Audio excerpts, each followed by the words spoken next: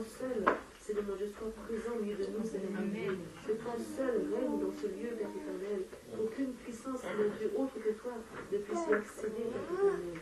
Sois béni, Seigneur mon Dieu, sois glorifié dans le précieux de ton Fils Jésus-Christ. Amen. Amen.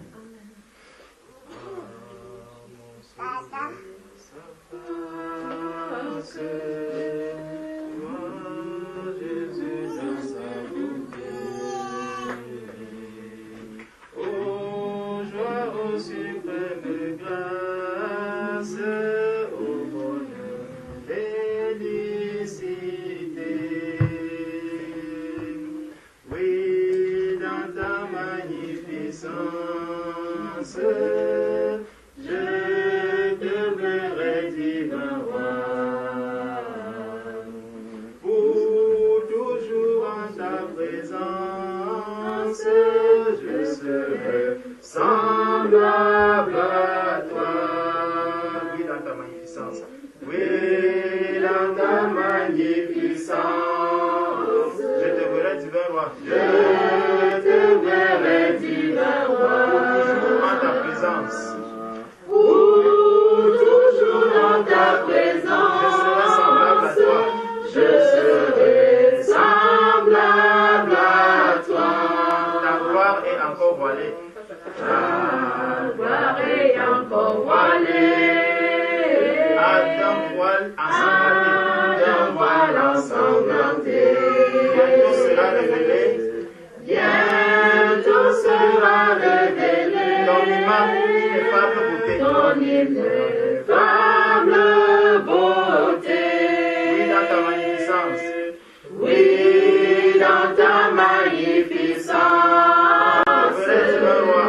Je te verrai divin roi. Pour toujours en ta présence. Pour toujours en ta présence. Je serai semblable à toi. Oh, quel transport d'allégresse. Oh, quel transport d'allégresse. Quand tes yeux baissés sur moi. Me diront avec tendresse, je mourus aussi pour toi. Oui, dans ta magnificence. Oui, dans ta magnificence. Je te verrai divin roi. Je te verrai divin roi. Pour toujours en ta présence. Pour toujours en ta présence. Je serai semblable à toi. Oui, dans ta magnificence, je te verrai divin roi. Pour toujours en ta présence, je serai semblable à toi.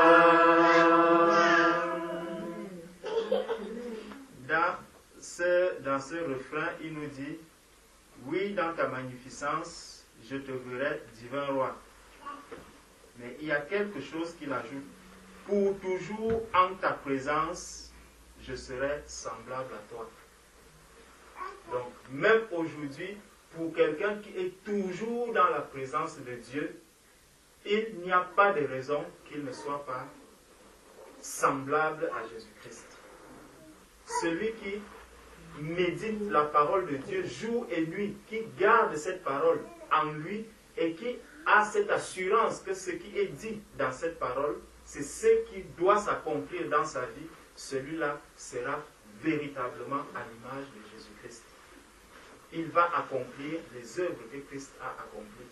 Donc si nous voyons que dans notre marche, il y a des choses que Christ a accomplies, que Christ a faites, mais qui ne reflètent pas ce que nous faisons, ça veut dire que nous ne sommes pas toujours dans la présence du Seigneur. Amen. Celui qui est continuellement dans la présence de Dieu, pas pour être, mais pour être vraiment à l'image de Jésus-Christ, dans la pensée, dans la marche, dans les actes, il sera à l'image de Jésus-Christ. Ça veut dire que lorsque il sera devant les personnes, au lieu que les personnes voient un être humain, ils verront un être extraordinaire. Ils ne sauront pas comment est-ce que cet être arrive à accomplir de telles choses.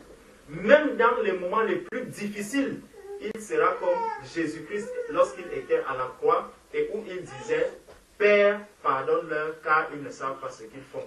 Lorsque quelqu'un va te piétiner le pied dans le métro, dans le RER, au lieu de demander « Mais monsieur, qu'est-ce qui se passe ?» tu comprendras que celui-ci, en réalité, il ne sait pas. Soit il ne savait pas qu'il a piétiné mon pied, et s'il a fait exprès, vraiment, Père, pardonne-le, car il ne sait pas ce qu'il est en train de faire. Il ne sait pas qu'il m'a fait du mal et que je suis en train de souffrir. Que ma souffrance réjouisse le cœur de Jésus-Christ. Et donc, dans cette souffrance, dans cette humiliation, dans ce rabaissement, tout à l'heure, nous avons chanté Christ à la croix. Il a subi l'humiliation, il a été insulté, il a été flagellé, il a porté la couronne d'épines sur la tête, mais en aucun moment, Jésus-Christ n'a dit « À qui est-ce que vous faites même cela? Est-ce que vous connaissez celui à qui vous êtes en train de mettre les clous entre les mains? Est-ce que vous savez celui à qui vous êtes en train de poser la couronne? Vous crachez sur moi ?» Mais il est resté tranquille, il est resté muet. Tout ce qu'il avait dans sa bouche, c'était le souvenir des âmes qui sont sur la terre. Et c'est là où il disait, Père, pardonne-leur, car ils ne savent pas ce qu'ils font. Je suis venu pour faire quelque chose sur cette terre. Il ne faudrait pas que cette œuvre soit vaine à la fin. C'est pour ça aussi que nous, étant sur cette terre, le Seigneur attend de nous quelque chose. Il attend de nous une action à accomplir vis-à-vis de toutes les âmes qui sont autour de nous. L'amour de ces âmes. Et c'est cet amour qui fera que finalement je vais renoncer totalement à moi-même, comme Jésus a renoncé. Parce que au travers de ma vie, au travers de ma manière de pardonner, au travers de ma manière de savoir consoler, au travers de ma manière de savoir assister, au travers de ma manière de savoir présenter ce que Christ a fait, je peux amener une âme à se tourner vers ce Jésus-Christ pour qu'il reçoive la vie. Donc, demeurons vraiment dans cette assurance que ces paroles que nous chantons, ces paroles que nous sortons de la bouche lorsque nous louons le Seigneur, il ne faudrait pas que ce soit un chant comme des personnes qui vont dans une boîte de nuit, ils chantent, ils se trémoussent pour faire sortir la sueur, ils se trémoussent pour montrer aux autres que je sais chanter, je sais danser, je sais faire ceci, non. Mais il faudrait que ces paroles viennent vraiment de notre cœur et qu'elles soient ancrées dans notre cœur. Pour que maintenant, lorsque nous marchons, à chaque instant, que je me souvienne que Christ est mort à la croix, Christ a donné sa vie pour moi, Christ a été humilié. Donc si je suis humilié aujourd'hui, je ne suis qu'en train de suivre le chemin que Christ a suivi. Si je suis insulté, maltraité par les hommes, je ne suis qu'en train de suivre le chemin que Christ a suivi. Donc que je n'ai plus cette tristesse en moi, que je n'ai plus cette souffrance en moi, que je n'ai plus ce dégoût de la vie. Parce que quand je suis sur la terre, il ne faudrait pas que je m'imagine que parce que j'ai trop de problèmes, alors il faut vite que je meure, que le Seigneur me retire. Non, ça c'est une mauvaise motivation du départ de la terre. Je ne dois pas partir de la terre parce que j'ai déjà trop de problèmes sur la terre. Mais il faudrait que je parte de la terre parce que j'ai vraiment envie de rencontrer mon Seigneur et Sauveur Jésus-Christ. Mais Paul a dit que je veux partir, je suis pressé de partir, mais en même temps, je veux aussi rester pour continuer à édifier, pour continuer à aimer, pour continuer à manifester l'amour des uns et des autres. Non pas parce que je n'ai pas un travail, non pas parce que je n'ai pas un mari, non pas parce que je n'ai pas une voiture, je n'ai pas une maison, alors je commence à dire vraiment cette vie-ci, elle me dégoûte. Ça c'est une mauvaise motivation du dégoût de la vie. être dégoûté de cette vie que nous avons, c'est être dégoûté par rapport au péché. Quand je vois des âmes qui sont perdues de tout ce qui se passe, là je dis vraiment, Seigneur, je comprends que ma vie n'est pas sur la terre, mais donne-moi vraiment de vivre ce temps que tu me laisses encore sur la terre pour montrer ce que Christ est venu accomplir. Que je sois là en train de marcher sur le chemin de Jésus-Christ, d'avancer sur le chemin de Jésus-Christ et de montrer aux hommes que même si vous êtes perdus, même si le monde aujourd'hui vous apporte la souffrance, il y a un endroit où vous pouvez être en paix. Il y a quelqu'un qui est venu pour nous donner le repos, pour nous donner la paix, pour nous donner la joie. Peu importe les souffrances que j'ai, peu importe les difficultés que je traverse, nous devons savoir que nous sommes de passage sur la terre et que à un moment, le temps de rafraîchissement arrivera. Lorsque je serai face à mon Seigneur, lorsque je serai face à mon Sauveur, lorsque je le verrai face à face, le voile tombera et je verrai vraiment la gloire. Devant moi, je serai avec mon Sauveur et mon Seigneur. Et alors là, j'aurai vraiment reçu la couronne qui m'est réservée. Mais celui qui ne continue pas sur ce chemin, celui qui ne reste pas continuellement dans la présence du Seigneur, il lui sera difficile de montrer Christ aux hommes. Si nous voulons montrer Christ aux hommes, nous devons rester dans la présence de Jésus-Christ.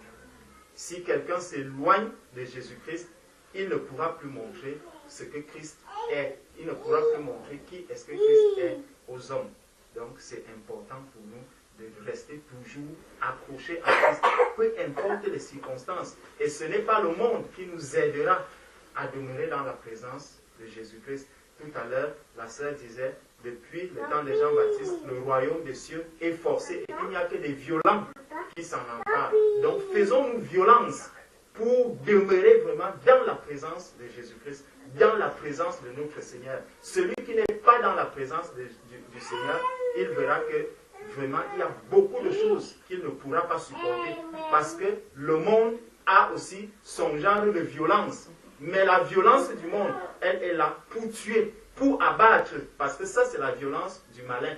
Tandis que la violence d'un enfant de Dieu, c'est vraiment l'abandon complet de ce qu'il y a dans le monde pour demeurer dans la présence du Seigneur. Sachant que nous sommes encore dans la chair cherchera toujours à t'apporter ses désirs, à t'apporter ses volontés, à t'apporter ce que lui, ce qu'elle estime être bien. Mais si nous demeurons en esprit, dans la présence du Seigneur, nous comprendrons que ce qui est dans le monde n'a aucune valeur. Peu importe ce que je vais perdre dans le monde, tu as beau acheter une grosse voiture, une grosse maison, les murs vont commencer à se fissurer. Tu as beau avoir un grand travail, il suffit que tu fasses un accident, tu prends d'abord un congé, arrêt maladie, après arrêt maladie, l'employeur va te proposer un licenciement à l'amiable. Donc, tu auras cherché dans ce travail pour rien. Tout cela ne doit te servir à rien. Tu as passé le temps à pleurer, à fréquenter, à faire passer des nuits blanches parce que tu es assis sur les cahiers. Mais le jour où tu dois trouver un emploi, tu vas encore te rendre compte que, en fait, ce n'est pas dans ce travail que je vais retrouver même ma joie. Tu vas encore commencer à stresser pour le travail. Donc, tu as commencé à stresser dès le bas âge à l'école. Tu entres encore au travail, le stress. Tandis que le Seigneur te dit, venez à moi, vous tous qui êtes fatigués et chargés, je vous donnerai du repos. Je vous donne la paix. Christ est venu nous donner la paix. Celui qui passe les nuits blanches à méditer la parole de Dieu, à lire la parole de Dieu, à prier, à louer le Seigneur, il y a une paix qu'il reçoit, dont lui-même ne peut pas imaginer l'origine, mais c'est une paix qui vient de l'intérieur. La paix que Christ donne, c'est une paix qui est éternelle. Ce n'est pas une paix qui va s'arrêter demain. Même dans la souffrance, même dans la famine. Le Seigneur nous a fait grâce que vendredi, on méditait et il nous a ouvert les yeux que même si quelqu'un a faim, tu as la parole de Dieu qui est la nourriture de l'esprit. L'esprit est nourri. Même dans ta famine, la chair a faim, mais ton esprit a sa nourriture. Et cette nourriture, elle est éternelle. Toujours et toujours, il y aura la parole de Dieu. Donc quand tu as faim, quand tu as soif, prends la parole de Dieu, tu es en train de te nourrir. Si tu as soif, tu prends la parole de Dieu, c'est l'eau de vie. Ta soif sera étanchée. Donc, tout ce que nous avons, tu manques de travail, prends la parole de Dieu, tu la lis, sors, évangélise. Voilà un travail que le Seigneur te donne. Donc, si nous manquons toutes ces choses-là, c'est en réalité parce que nous ne voulons pas demeurer dans la présence de Dieu. Et ça, c'est parce que nous sommes encore en train de marcher et d'avancer avec nos pas dans la chair. Mais lorsque nous commençons à emprunter le chemin étroit, le chemin resserré, là, tout ce qu'il y a sur la terre, en fait, ne va plus impacter ma pensée, tout cela ne va plus impacter, ne jouera plus sur est-ce qu'aujourd'hui mon frère est content, est-ce que mon frère est mécontent aujourd'hui. Continuellement, je serai dans la réjouissance. C'est pour ça que le Seigneur nous dit, soyez toujours joyeux. Parce que dans le royaume des cieux, il n'y a que du bonheur. Le travail à volonté, la nourriture à volonté, l'eau à volonté. Il y a tout dans le royaume des cieux. Donc, mes frères, mes sœurs, c'est une grâce de savoir que nous avons rencontré le véritable. Nous sommes dans le véritable. Ne nous éloignons plus de ce chemin. Persévérons. Christ est là pour nous fortifier et pour nous encourager. Que Dieu vous bénisse. Amen. Amen.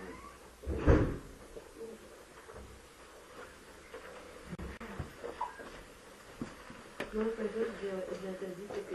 Un peu, des questions ou pas? Non, si tu as des questions, pose la question.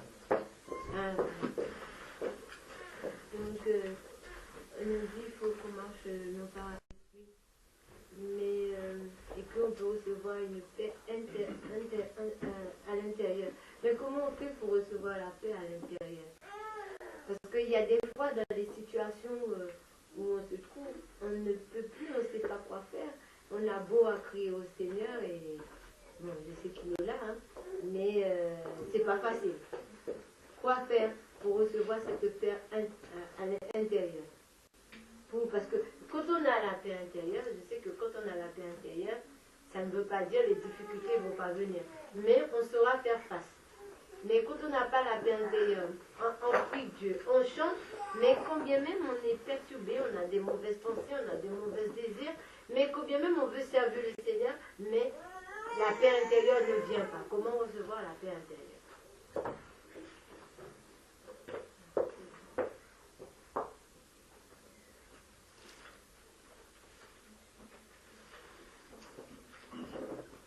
Alors, est-ce que je peux apporter un élément de réponse par rapport à ça que je te bénisse, ma sœur? Nous allons prendre déjà la parole de Dieu dans Hébreux chapitre 11.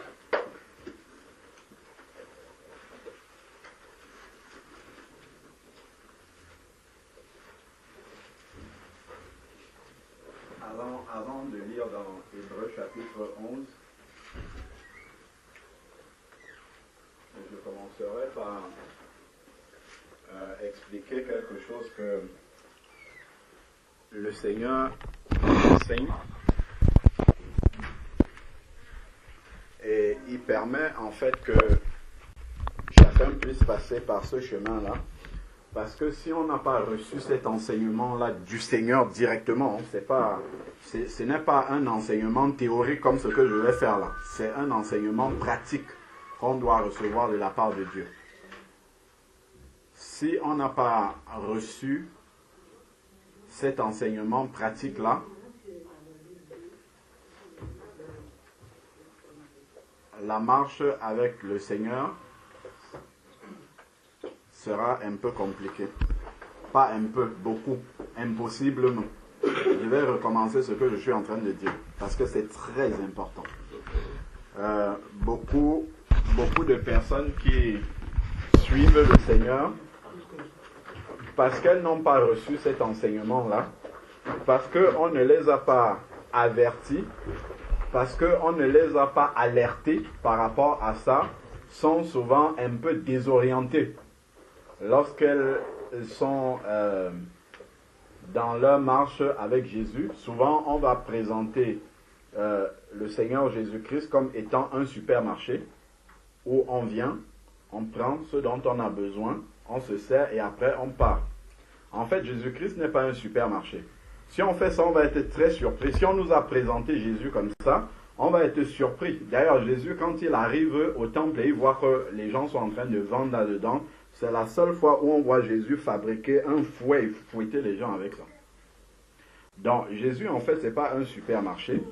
C'est un cheminement avec lui où il y a une école personnelle avec le Seigneur Jésus-Christ où il nous enseigne. Et si on brûle les étapes, en fait, il y a des choses qu'on ne va pas comprendre avec le Seigneur. Donc, le Seigneur, comme la Bible nous dit, a commencé d'abord dans l'Ancienne Alliance à nous montrer la préfiguration, c'est-à-dire ce qui montrait déjà ce qui arriverait avec Jésus-Christ. Ce qu'il a fait, il a envoyé Moïse. Moïse, c'est l'image de Jésus-Christ. Hein. Lorsque Jésus-Christ est mort, Hérode, qui était le roi, il a appris que le vrai roi était né. Il a fait tuer tous les enfants. Lorsque Moïse est né aussi, Pharaon, il a fait tuer tous les enfants. Et Moïse a été sauvé parce qu'il a été envoyé dans l'eau, en fait. Et puis, il a été recueilli dans la maison de Pharaon par sa fille. Donc, Pharaon ne savait pas qu'il élevait dans sa propre maison celui qui devait libérer le peuple. Ben, Jésus-Christ aussi, hein. L'ange a averti Joseph et Joseph est parti en Égypte aussi, là où Moïse a grandi. Il est sorti. Donc, en fait, on voit qu'il y a un parallèle entre Jésus et Moïse. Donc, c'est pour dire, en fait, que l'ancienne alliance montrait déjà ce qu'on devait vivre dans la nouvelle alliance. Bon, parti de là, le Seigneur est venu par Moïse. Il a manifesté beaucoup de miracles. Il pouvait sortir le peuple dès que Moïse est venu dire au Pharaon, libère le peuple. Dieu aurait pu faire que le peuple sorte directement. Mais Dieu a endurci le cœur de Pharaon. C'est ce qui est écrit dans le livre d'Exode. Pour manifester sa gloire, pas seulement pour Pharaon, pour les enfants des Hébreux, là, il fallait qu'ils voient la gloire de Dieu. Il fallait qu'ils connaissent la puissance de Dieu. Il fallait qu'ils connaissent que Dieu est vivant, que leur Dieu qu'ils invoquent est réellement, il existe véritablement. Et c'est la même chose que Dieu fait avec chacun d'entre nous.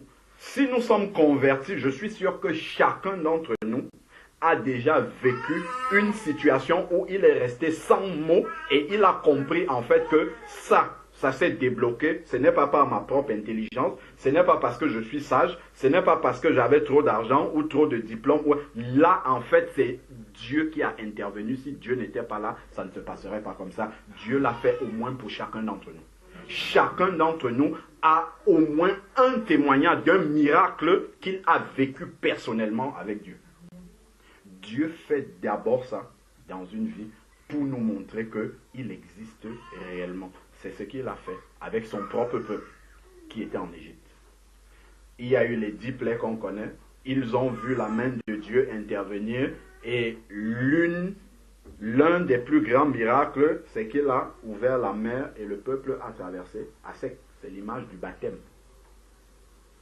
C'est ce que 1 Corinthiens chapitre 10 nous dit. Maintenant, prenons Exode d'abord. C'est important de voir comment Dieu conduit son peuple. Et après, on va comprendre nous-mêmes aussi comment Dieu nous conduit. Donc, si on prend Exode chapitre, je crois que c'est 13 ou 14, il y a quelque chose qui est mentionné qui est important.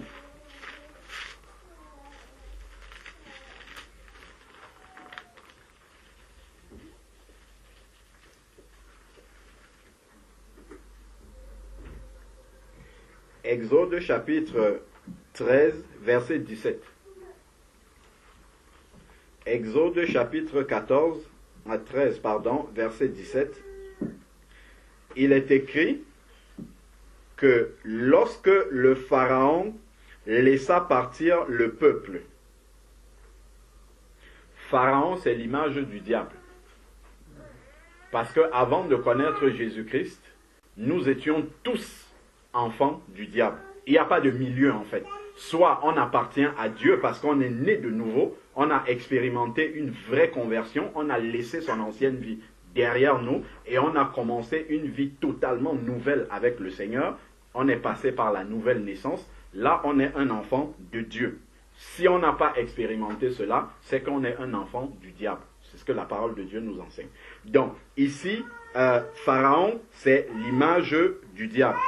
Donc, quand le Pharaon laisse partir le peuple, pour nous, ça représente l'image du fait que nous avons abandonné notre vie de péché qui était contrôlée par le diable et que nous avons accepté Jésus-Christ. C'est ça, cette image-là. Donc, ensuite, maintenant, Dieu ne conduisit point le chemin. Attends. Dieu ne le conduisit, c'est le peuple. Dieu ne le conduisit point par le chemin du pays des Philistins, quoique le plus proche. Dieu peut prendre un raccourci avec nous. Dès que tu commences une situation comme ça, allez, tout te réussit, sans problème. Dieu peut faire ça. C'est ce qui est écrit ici. Hein. Dieu savait que c'était le chemin le plus proche, mais ce n'est pas celui-là qu'il a pris. Ce n'est pas le chemin qui nous semble le plus simple avec notre pensée humaine, notre sagesse humaine. Ce n'est pas ce chemin-là que Dieu va prendre. C'est pour ça qu'il dit que vos voies ne sont pas mes voies. C'est ce qu'il dit dans Isaïe. Isaïe 55, verset 8 et verset 9. Mes pensées ne sont pas vos pensées. Le chemin de Dieu, tel que souvent tu peux prier, tu penses que Dieu va exaucer ta prière comme tu as pensé dans ta tête, et ce n'est pas du tout, c'est peut-être même le contraire de ce que tu as demandé qui va d'abord arriver.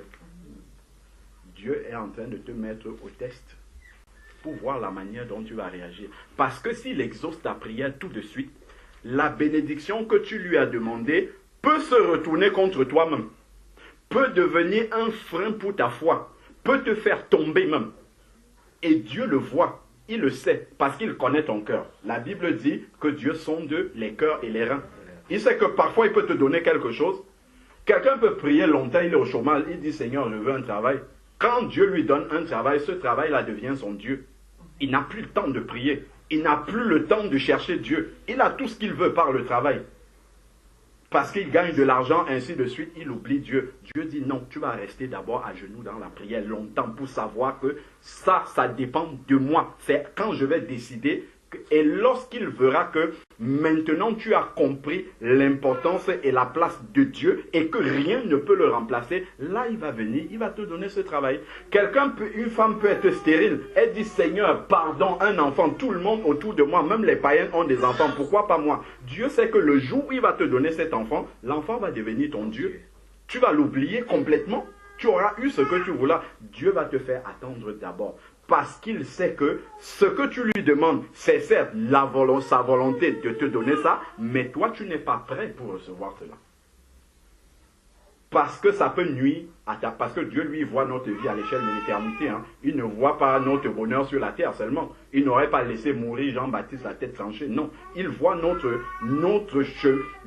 bonheur, il le voit à l'échelle de l'éternité. S'il voit que quelque chose peut menacer et perturber ton éternité, il ne te le donne pas. Même si tes yeux voient que c'est bon pour toi, sur la terre, il ne te donne pas ça. Il peut donner ça à d'autres personnes à côté de toi, mais pas à toi. Parce que pour eux, ce n'est pas dangereux, mais pour toi, c'est dangereux pour ton éternité. Tu vas dire, ah, pourquoi Dieu, lui, me refuse ça? C'est chez toi, c'est dans ton cœur qu'il faut examiner cela. Donc, poursuivons maintenant. Ensuite, ici, donc, le Seigneur sait bien que c'est le chemin le plus proche, mais il ne les fait pas passer par là. Car Dieu disait, le peuple pourrait avoir du regret en voyant la guerre et retourner en Égypte. Parce qu'en passant par un chemin court comme ça, il pouvait retourner en Égypte. Tu comprends ce que ça veut dire? C'est retourner dans sa vie de péché d'avant.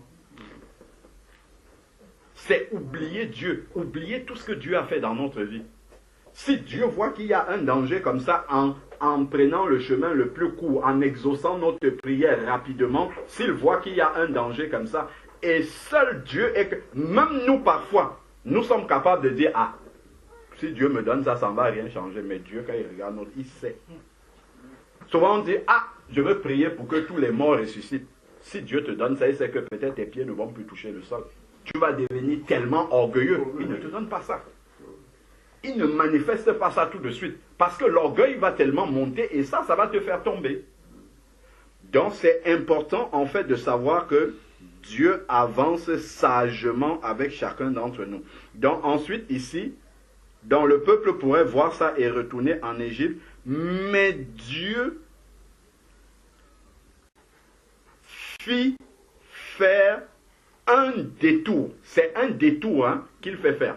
Donc, un détour, c'est un chemin qui n'était pas... C'est un chemin qu'on peut éviter, c'est un chemin plus long. Il fait faire un détour. Parce que sur ce détour-là, il y a un enseignement. Indispensable. Dieu ne nous fait pas souffrir pour rien. Si le chemin est droit comme ça, s'il nous fait faire un détour, c'est que ce détour-là est important pour recevoir un enseignement afin de pouvoir continuer la marche. Donc Dieu leur a fait faire un détour. Au peuple, par le chemin, par là où il y a beaucoup de choses. Un chemin désert. C'est dans le désert qu'il y a l'enseignement véritable du Seigneur. Et c'est là qu'on va aller dans Hébreu. Donc le Seigneur les a fait passer par un chemin désert. Vers la mer des gens, les Israélites montèrent tout équipés hors du pays d'Égypte. En fait, lorsqu'il a manifesté sa puissance pour que le peuple soit libéré, le peuple a vu maintenant que Dieu est véritable, qu'il existe. Dieu veut enseigner maintenant à ce peuple-là de croire en lui sans rien voir, juste par sa parole. C'est ça le but du désert. Parce que dans le désert, il n'y a que le sable et le ciel. C'est tout. Il n'y a rien du tout. Quand je dis le ciel, c'est la parole de Dieu. Dieu a dit, même si je ne vois pas, même si je n'entends pas, même si je ne sens pas, même si c'est difficile, même si mes yeux voient autre chose, je dois croire. C'est l'école de la foi, le désert. Ça, Dieu a fait faire un détour exprès pour travailler leur foi. Sans la foi, ça je voulais arriver en fait à Hébreu chapitre 11 verset 6. Sans la foi, il est impossible de lui être agréable. Sinon Dieu ferait de nous des enfants gâtés. Tellement gâtés. Regardez un enfant à qui vous donnez tout. L'enfant ne connaît pas la valeur des choses. Prenez l'enfant d'un président de la République, surtout les nôtres là-bas en Afrique là-bas. Ils ne connaissent pas la valeur de l'argent. Il peut sortir comme ça, 500 €, il dépense ça comme ça, il ne gagne, il ne souffre pas pour ça, il ne connaît pas la valeur de cet argent. Mais l'enfant de quelqu'un dont les parents vont travailler tous les matins, rentrent le soir, lui ont montré la valeur de cet argent, 5 € pour lui sera quelque chose de très précieux parce qu'il sait la valeur, la souffrance qu'il y a derrière cet argent-là. Dieu ne veut pas faire de nous des enfants gâtés. En nous donnant tout de suite comme ça. On ne saurait pas en prendre soin. Dans Hébreu chapitre 11, là où on devait arriver. Hébreu chapitre 11, je crois, c'est verset 6. Il dit, « Or, sans la foi, il est impossible de lui plaire. » Sans la foi, il est impossible de lui plaire, de plaire à Dieu. Celui qui s'approche de Dieu doit croire que Dieu existe et qu'il récompense ceux qui le cherchent. Donc tu ne peux pas t'approcher de Dieu sans avoir la foi. Or, la foi, Romains chapitre 10, verset 17, la foi vient de ce qu'on entend, et ce qu'on entend vient de la parole de Dieu. Mais pour que tu aies la foi dans cette parole de Dieu, prenons maintenant le verset 1. C'est quoi la foi? Or, la foi est l'assurance des choses qu'on espère. Pourquoi on espère ça? Parce que Dieu a dit. Et la démonstration de celles que on ne voit pas. Parce que si on voit, ce n'est plus la foi. Ça devient la marche par la vue. C'est pour ça que Dieu les amène dans le désert. Parce que là-bas, on ne voit rien. Mais on entend seulement la parole de Dieu. De la même manière, nous aussi.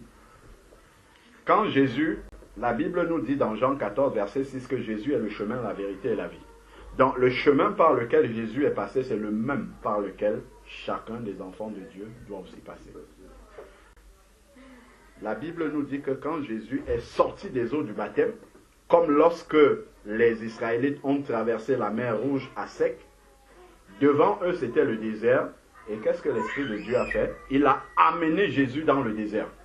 Donc de la même manière, nous aussi, après avoir expérimenté les miracles que nous avons expérimentés, nous avons vu que Dieu existe, il va nous amener maintenant dans des situations beaucoup plus compliquées, où on ne va pas voir immédiatement la main de Dieu telle que nous l'imaginons intervenir. Là, on entre dans un autre niveau. Le Seigneur nous amène dans un autre niveau où il veut vraiment travailler et éprouver notre foi. C'est à ça que servent les épreuves. Donc, si Dieu nous dispense des épreuves, c'est qu'il veut que nous soyons malheureux. Est-ce qu'on comprend ça? Si Dieu nous épargne les épreuves, c'est qu'il veut que nous soyons malheureux. Mais nous avons une pensée différente. Nous pensons que si Dieu laisse les épreuves arriver, c'est parce qu'il ne nous aime pas. Au contraire, c'est parce qu'il nous aime tellement qu'il laisse les épreuves arriver. Regardons Jacques chapitre 1 que nous connaissons tous, qui nous remet les pendules à l'heure. Jacques chapitre 1, il dit, mes frères, il ne parle pas aux païens. Parce que si on est païen, ça là, ça va être une folie pour nous. Ce qu'on va dire là.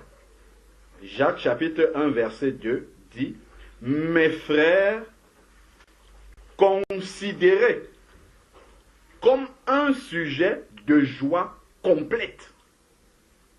Dieu veut que nous soyons pas dans une joie partielle. Parce que s'il nous épargne les épreuves, nous serons dans une joie peut-être, nous serons même peut-être tristes. Spirituellement, si on n'a pas d'épreuves, on doit s'attrister. C'est ce que la Bible dit. S'il n'y a pas le désert, on doit être triste.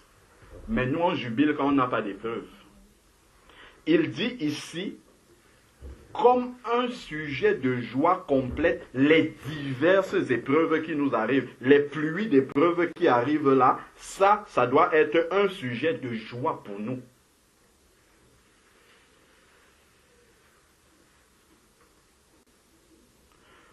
Les diverses épreuves que vous pouvez rencontrer, pourquoi ça peut être un sujet de joie? Pourquoi ça doit être un sujet de joie? La chair n'aime pas les épreuves. Donc ce n'est pas par la chair en fait. Donc quand la sœur disait, quand on voit, on n'arrive pas à supporter, on n'arrive pas à avoir la paix, ainsi de suite. Si c'est avec les yeux, si c'est avec la chair, effectivement, il n'y aura pas de paix. Il n'y aura rien du tout, parce que ça, c'est spirituellement. Donc, on doit d'abord avoir compris, que Dieu est en train de faire un travail. C'est par là que ça commence.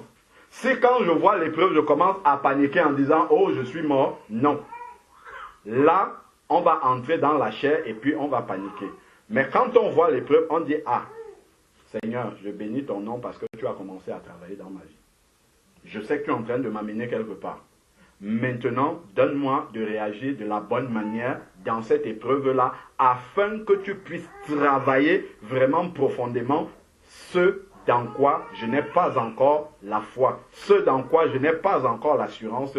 Je sais que c'est ça que tu veux travailler. Aide-moi à discerner là où je manque d'assurance. Là où je manque, puisque la foi, c'est la ferme assurance. Donc là où je manque d'assurance, permets-moi de discerner au travers de cette épreuve-là ce que tu es en train de vouloir travailler. Mais être dans la paix, parce que nous savons que Dieu a la solution à cette épreuve-là. Parce que le fait de manquer de paix dans une situation, c'est parce que nous pensons, nous avons accepté et nous croyons que Dieu n'a pas la solution. Si quelqu'un sait déjà que Dieu a la solution et que ce n'est qu'une question de temps, il saura à quel moment est-ce qu'il va apporter la solution. On n'a pas à paniquer. Qu'est-ce qui va nous enlever la paix à ce moment-là? Ce qui doit me donner la paix, c'est l'assurance que Dieu est capable d'intervenir et de débloquer la situation. 1 Corinthiens chapitre 10 verset 13. Gardons le doigt dans Jacques, on va revenir fini. La sœur disait tout à l'heure qu'il y a des situations, parfois c'est tellement compliqué qu'on n'arrive pas à recevoir la paix. Comment recevoir? Je suis donc en train de nous expliquer comment recevoir cette paix. Ma sœur, si tu dors, tu vas pas recevoir la paix là. Hein? Il faut que tu comprennes comment on reçoit la paix là. Hein? Il faut que tu sois bien éveillé pour recevoir la paix. Hein? Donc, il dit, donc, je réponds déjà à ta question, parce que j'ai beaucoup tourné pour arriver là. La réponse, le début de la réponse véritable à ta question, c'est que lorsque toutes les épreuves qui semblent difficiles là sont en train d'arriver, déjà je me réjouis. Parce que je sais qu'aucune épreuve ne m'arrive sans que Dieu ne le sache. Première chose. Si ça arrive déjà, si moi je vois déjà Dieu, lui il avait vu ça déjà longtemps avant. Ça me rassure déjà. Première chose. La deuxième chose maintenant, là on est en train d'aller lire le verset, c'est que Dieu le sait, première chose. Deuxième chose, Dieu a la solution. Il n'y a rien, aucune épreuve dans laquelle Dieu n'a pas de solution. Puisque c'est lui qui l'écrit. Dieu permet, 1, 2, il a la solution. Lisons ça, c'est écrit ici, là, dans 1 Corinthiens, chapitre, et ça c'est par la foi. Hein. C'est pour ça qu'on a commencé d'abord par la foi. Donc il faut que je croie parce que Dieu a dit ça. Dieu a la, c'est écrit ici, 1 Corinthiens, chapitre 10, verset 13.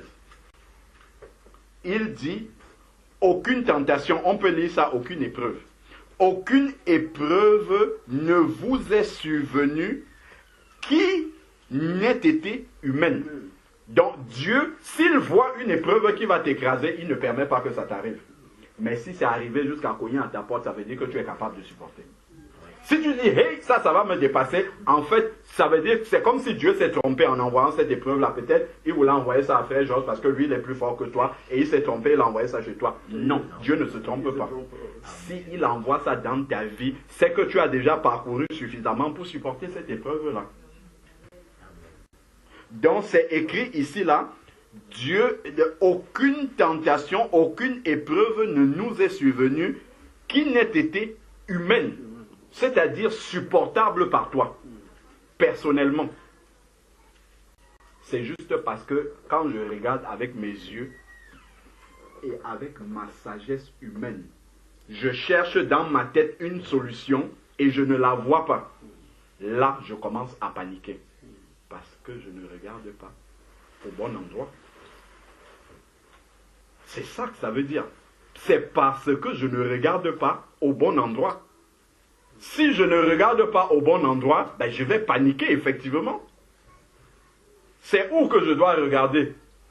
Je lève les yeux vers où? D'où me viendra le secours? Vers les montagnes. Et le secours me vient de l'Éternel. Donc c'est à la parole de Dieu qu'il faut regarder. Si tu vois les épreuves arriver dans ta vie, ne va pas demander à un païen c'est quoi la solution à ce problème-là. Ben, il va te remplir de son incrédulité. C'est dans la parole de Dieu que tu dois chercher le réconfort, que tu dois chercher la consolation, que tu dois rechercher cette paix-là. C'est dans la parole de Dieu. Donc quand tu vois l'épreuve, toutes les situations dans lesquelles tu es trempé, quand tu lis un tel verset, aucune épreuve ne vous est survenue, qu'elle n'ait été humaine. Ah, donc ce qui m'arrive là, c'est humain. Dieu est fidèle. Ça, c'est la vérité. Je le confesse tous les jours. Et ne permettra pas que vous soyez tentés au-delà de vos forces. Ça veut dire que ce qu'il a laissé arriver là, mes forces sont capables de supporter cela. C'est pour cela qu'il a laissé arriver. Donc je suis capable. Ça déjà, ça te donne la foi. Donc je suis capable. Si ça arrive là, ça veut dire que je suis capable. Même si dans ma tête je ne vois pas la solution, Dieu lui sait quelle est la solution. Je suis capable. Ensuite, comme je suis capable maintenant, parce que Dieu ne peut pas permettre que je sois tenté au-delà de mes forces, mais avec l'épreuve. Donc, comme l'épreuve est arrivée, il donne, c'est écrit ici là, c'est à souligner, il donnera le moyen d'en sortir. C'est écrit qu'il donnera le moyen d'en sortir. C'est par la foi que je dois prendre ça. Donc là, on vient déjà de montrer juste dans la parole de Dieu que si l'épreuve arrive, ça veut dire que je suis capable de supporter. Donc il n'y a pas de quoi en perdre la paix.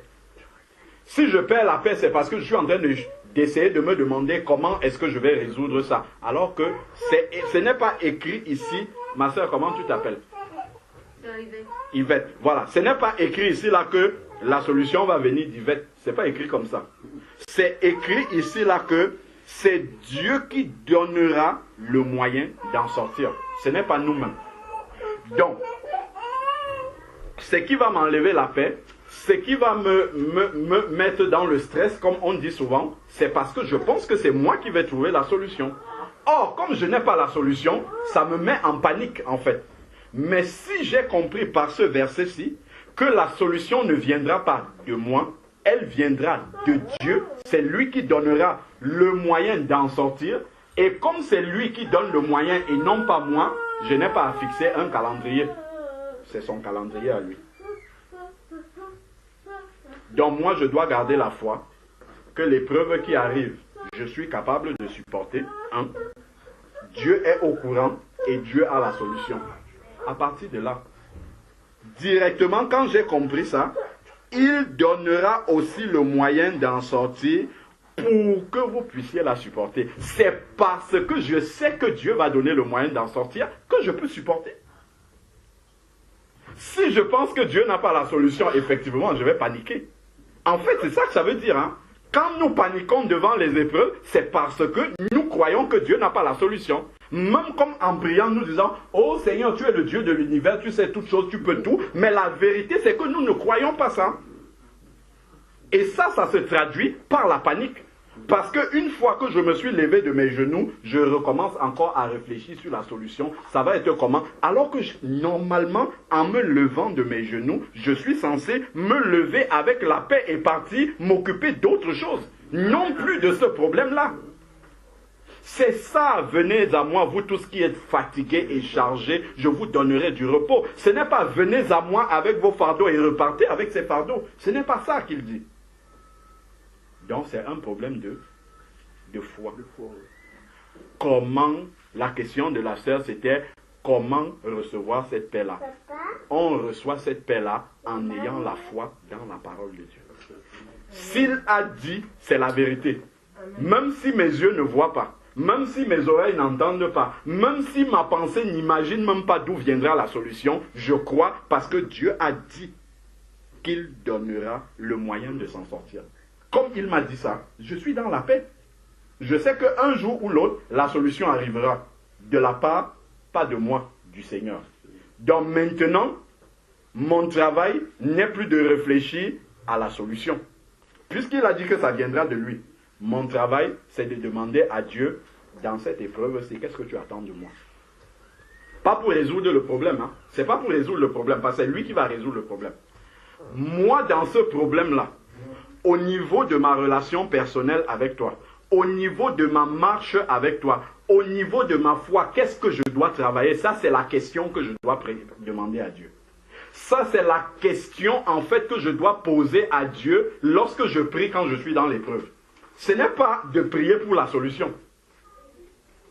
Une fois que, oui, bien sûr, il y a le verset de Philippiens qui dit, venez, faites connaître tous vos besoins à l'Éternel, ainsi de suite. Donc, je viens déjà, Seigneur, je suis dans telle difficulté, je remets ça entre tes mains, prends le contrôle. Une fois que j'ai déjà dit ça à Dieu, je n'ai pas besoin de revenir devant lui tous les matins pour lui redire la même chose. Il a déjà compris.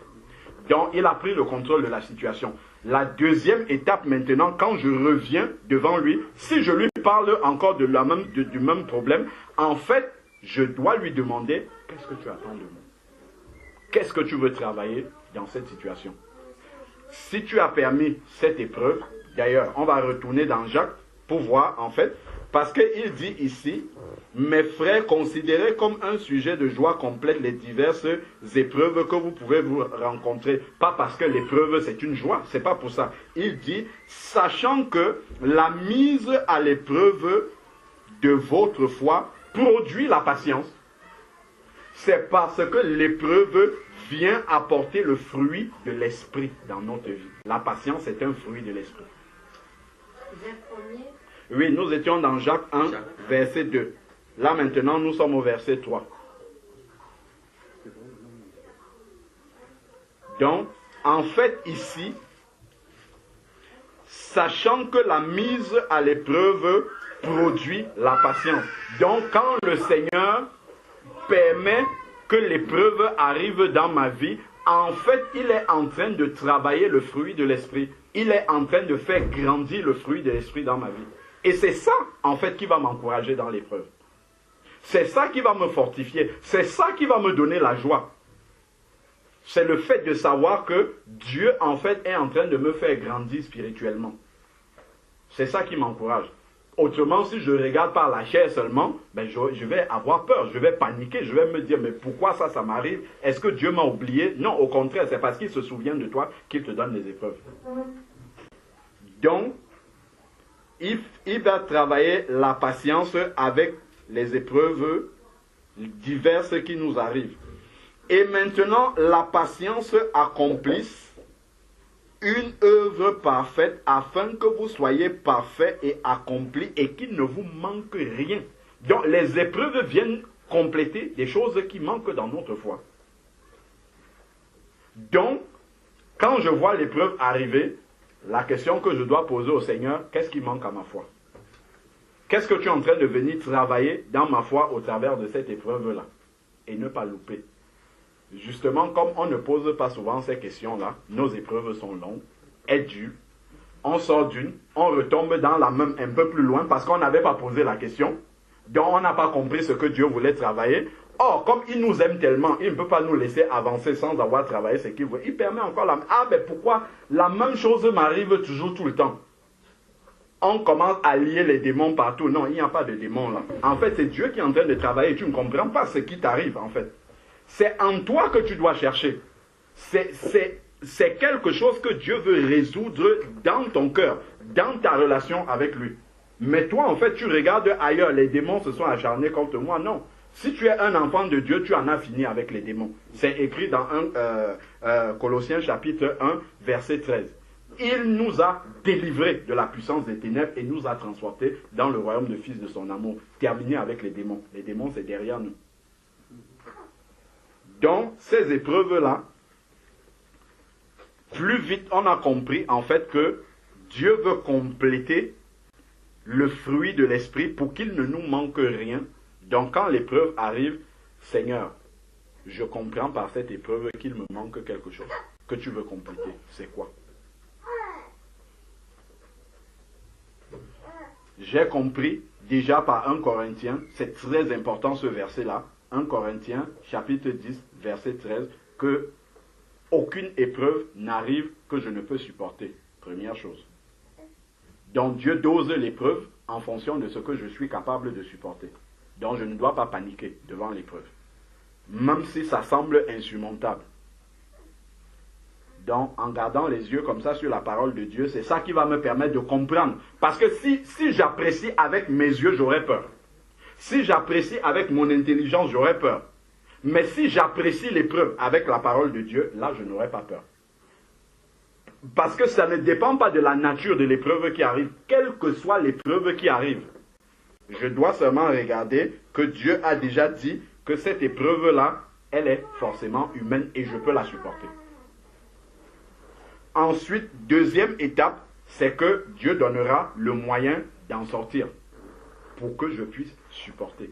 Voilà déjà les deux fondements, les deux piliers en fait qui me permettent de garder la paix, quelle que soit l'épreuve qui arrive. Bon. Ensuite, maintenant, ça c'est déjà garder la paix. Mais Dieu lui va même plus loin. Non seulement j'ai la paix dans l'épreuve, mais en plus j'ai la joie. Et qu'est-ce qui va me donner la joie, en plus de la paix déjà que j'ai?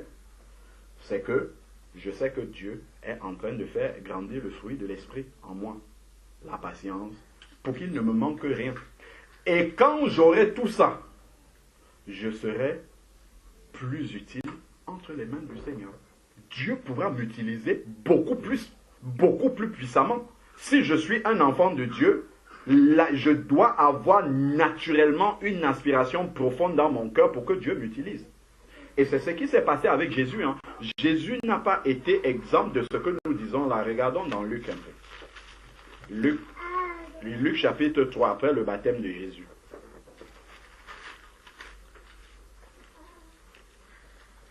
Lorsque nous regardons Luc chapitre 3, dans le verset 21, il est écrit, Luc chapitre 3, verset 21, tandis que tout le peuple se faisait baptiser, Jésus fut aussi baptisé, et pendant qu'il priait, le ciel s'ouvrit. Voilà comment quand quelqu'un s'engage dans les eaux du baptême, parce qu'il a accepté Jésus-Christ comme son Seigneur et Sauveur, le ciel désormais l'approuve. Le ciel s'ouvrit et le Saint-Esprit descendit sur lui sous une forme corporelle comme une colombe. Et il vint une voix du ciel, « Tu es mon fils bien-aimé, objet de mon affection. » Donc ça, Jésus étant le chemin, tous les enfants de Dieu passent par là. Si on a accepté Jésus-Christ comme son Seigneur et Sauveur, qu'on s'est repenti parce que c'est Jean-Baptiste qui prêchait la repentance qui a baptisé Jésus, si on a accepté Jésus-Christ comme son Seigneur et Sauveur, on est passé par les eaux du baptême, on reçoit le Saint-Esprit et le Père dans le ciel dit, celle-ci c'est ma fille, c'est mon fils. Maintenant, regardons le chapitre 4, verset 1. Luc 4, verset 1. Jésus rempli du Saint-Esprit, parce que l'Esprit de Dieu est descendu sur lui sous la forme corporelle d'une colombe, on a vu. Jésus rempli d'Esprit Saint, revint du Jourdain et fut conduit par le diable dans le désert. C'est ce qui est écrit. Non. Ce ne sont pas les démons qui nous conduisent dans le désert. Non, il fut conduit par l'Esprit. Ah, voilà. Donc c'est par Dieu lui-même. Donc nous aussi, Dieu lui ne va pas nous épargner le désert. Il va nous amener aussi là-bas de la même façon. Donc il fut conduit par l'Esprit dans le désert. Donc et regardons ce qui est écrit. Où il fut tenté par le diable pendant 40 jours. Il ne mangea ni ne but. Donc là dans ce désert-là, c'est là où Dieu va éprouver notre foi. Et le diable sera là aussi, hein, bien sûr. Donc Dieu va le laisser agir pour éprouver notre foi. Donc Jésus même est passé par là. On connaît tout le texte après, il va être tenté plusieurs fois par le diable. Et maintenant, prenons le verset 14. Verset 14, il est écrit, ça c'est après, si on prend derrière le verset 13, il est écrit, après avoir achevé de le tenter, le diable s'éloigna de lui jusqu'à une autre occasion. Et maintenant, au verset 14, il est dit, Jésus retourna en Galilée avec la puissance du Saint-Esprit. Dont le rôle des épreuves qu'il a subies dans le désert, c'était pour qu'il soit rempli de la puissance du Saint-Esprit. Et c'est ça qui va me donner la joie aussi, moi en tant qu'enfant de Dieu dans l'épreuve. C'est de savoir que Dieu veut que je sois rempli du Saint-Esprit dans cette épreuve-là. Qu'il ne me manque rien. La patience, c'est un fruit de l'Esprit. Donc, et il enseignait dans la synagogue. Donc on voit immédiatement quand il est sorti des épreuves, Dieu l'utilise maintenant puissamment. Moi, en tant que disciple, ça va être la même chose. Donc le désert est un chemin obligatoire pour que je sois rempli davantage afin que Dieu m'utilise plus, parce qu'il ne m'a pas sauvé juste pour que je reste là, moi tout seul comme ça, inutile entre ses mains. Non, il veut m'utiliser aussi pour les autres. Donc, ce chemin-là, par le désert, est indispensable. Jean chapitre 14, verset 27, on en arrive donc au verset que tu avais cité dans ta question. Jean chapitre 14, verset 27, et je vais finir par là.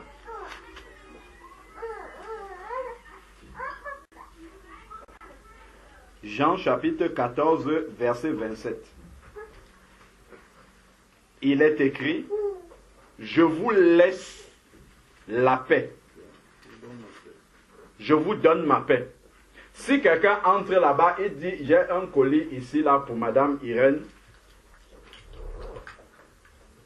qu'est-ce que Sœur Irène peut faire? Elle n'a que deux choix. Qu'est-ce qu'elle peut faire? A. Accepter ou refuser. Pour pouvoir prendre ce qu'il y a dans le colis, il faut qu'elle fasse quoi? Qu'elle accepte. Si elle dit non, je ne veux pas de ce colis-là, qu'est-ce que le facteur fait? Il repart avec le colis. Donc si Jésus dit je vous donne ma paix et que tu ne veux pas recevoir, qu'est-ce qu'il fait? La paix reste avec lui. S'il dit je te donne ma paix, il faut que tu dises Amen Seigneur, je la reçois. Hein ma soeur, tu disais comment recevoir? C'est en disant Amen, je la reçois. Tout simplement. Quand tu dis Amen, je la reçois, ça veut dire je garde mes yeux sur la parole. Hein? C'est ça que ça veut dire. Amen, je reçois cette paix-là dans ma vie. Et désormais, cette paix-là va diriger ma vie et la peur, comment dire, la panique, le stress et tout ça vont s'éloigner en même temps au nom de Jésus. Et c'est en gardant constamment les yeux fixés sur la parole de Dieu que tu vas rester. Quand on regarde Pierre, Pierre marchait sur l'eau tant qu'il regardait Jésus. Jésus est la parole de Dieu. Dès qu'il a quitté Jésus des yeux, pop, il a plongé directement. Parce que quand tu quittes Jésus des yeux, ça veut dire que tu quittes la parole des yeux. Qu'est-ce qui te reste? C'est compter sur toi-même. Compter sur tes propres forces. C'est réfléchir toi-même aux solutions à tes propres problèmes. Et donc, comme tu ne vois pas des solutions humaines par toi-même dans ta tête, ça va t'amener la panique, forcément. Donc, si tu dis, il dit ici, je vous laisse ma paix, tu dis, Amen Seigneur, je la reçois. Ça veut dire que je prends l'engagement désormais de regarder dans ta parole. Garder ce que toi tu as dit dans ta parole.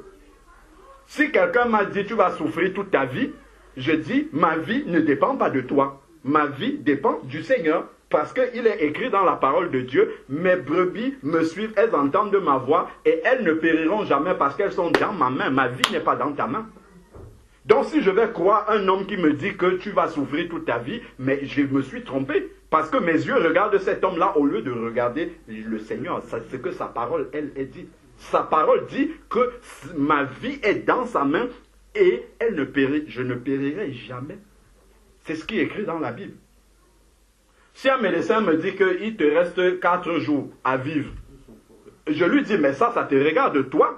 Le Seigneur lui dit que le souffle de toute chair est entre ses mains. Si Dieu ne m'a pas dit, tu vas mourir dans 4 jours, je ne te crois pas. Et c'est comme ça, en fait, qu'on se trompe. En fait, on a la foi, mais on met notre foi dans ce qui est mauvais. Soit on peut mettre la foi en Dieu, soit on peut mettre la foi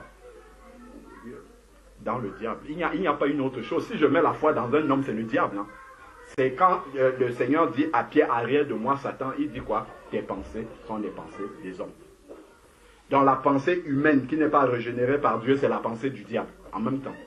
Donc il faut accepter la parole de Dieu et la prendre par la foi. N'attendons pas d'avoir vu l'exaucement, le résultat pour croire dans la parole de Dieu. Si on attend d'avoir vu, d'avoir senti, d'avoir eu un songe, là on n'est plus dans la foi, on est dans la vue maintenant. Et c'est tout ça qui nous fait perdre la paix en fait. Parce qu'on veut un signe, on veut voir. Non, Dieu lui veut qu'on ne voit pas, on accepte parce que c'est écrit. Donc, il est écrit là dans Jean chapitre 14, verset 17.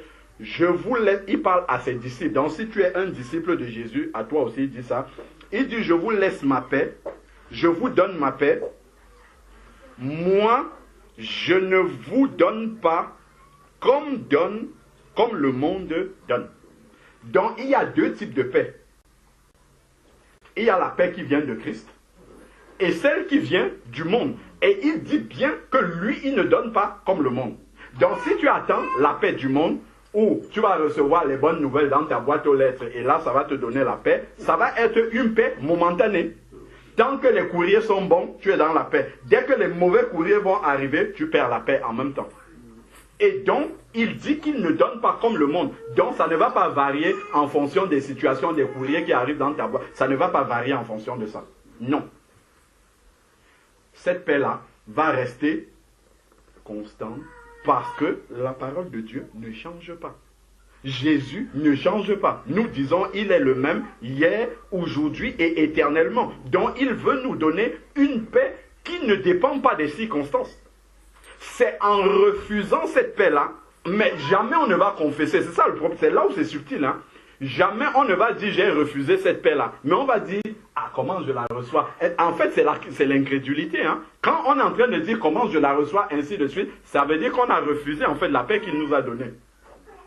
Si j'avais dit simplement, Seigneur, tu dis, je vous laisse ma paix, amen Seigneur, merci, parce que tu nous l'as déjà donné. Comment je peux encore demander ce que tu as déjà donné? Il faut juste que je reçoive.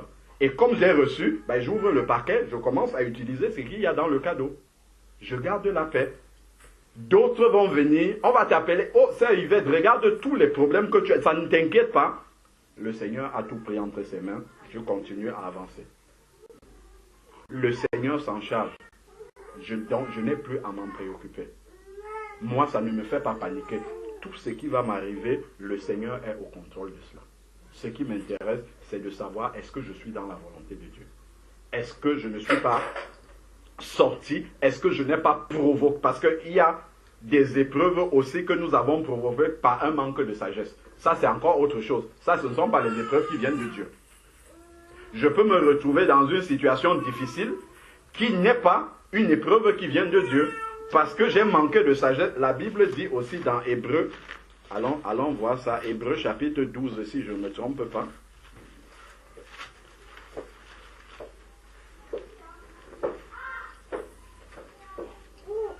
Hébreux chapitre 12, à partir du verset 4. Hébreux chapitre 12, à partir du verset 4.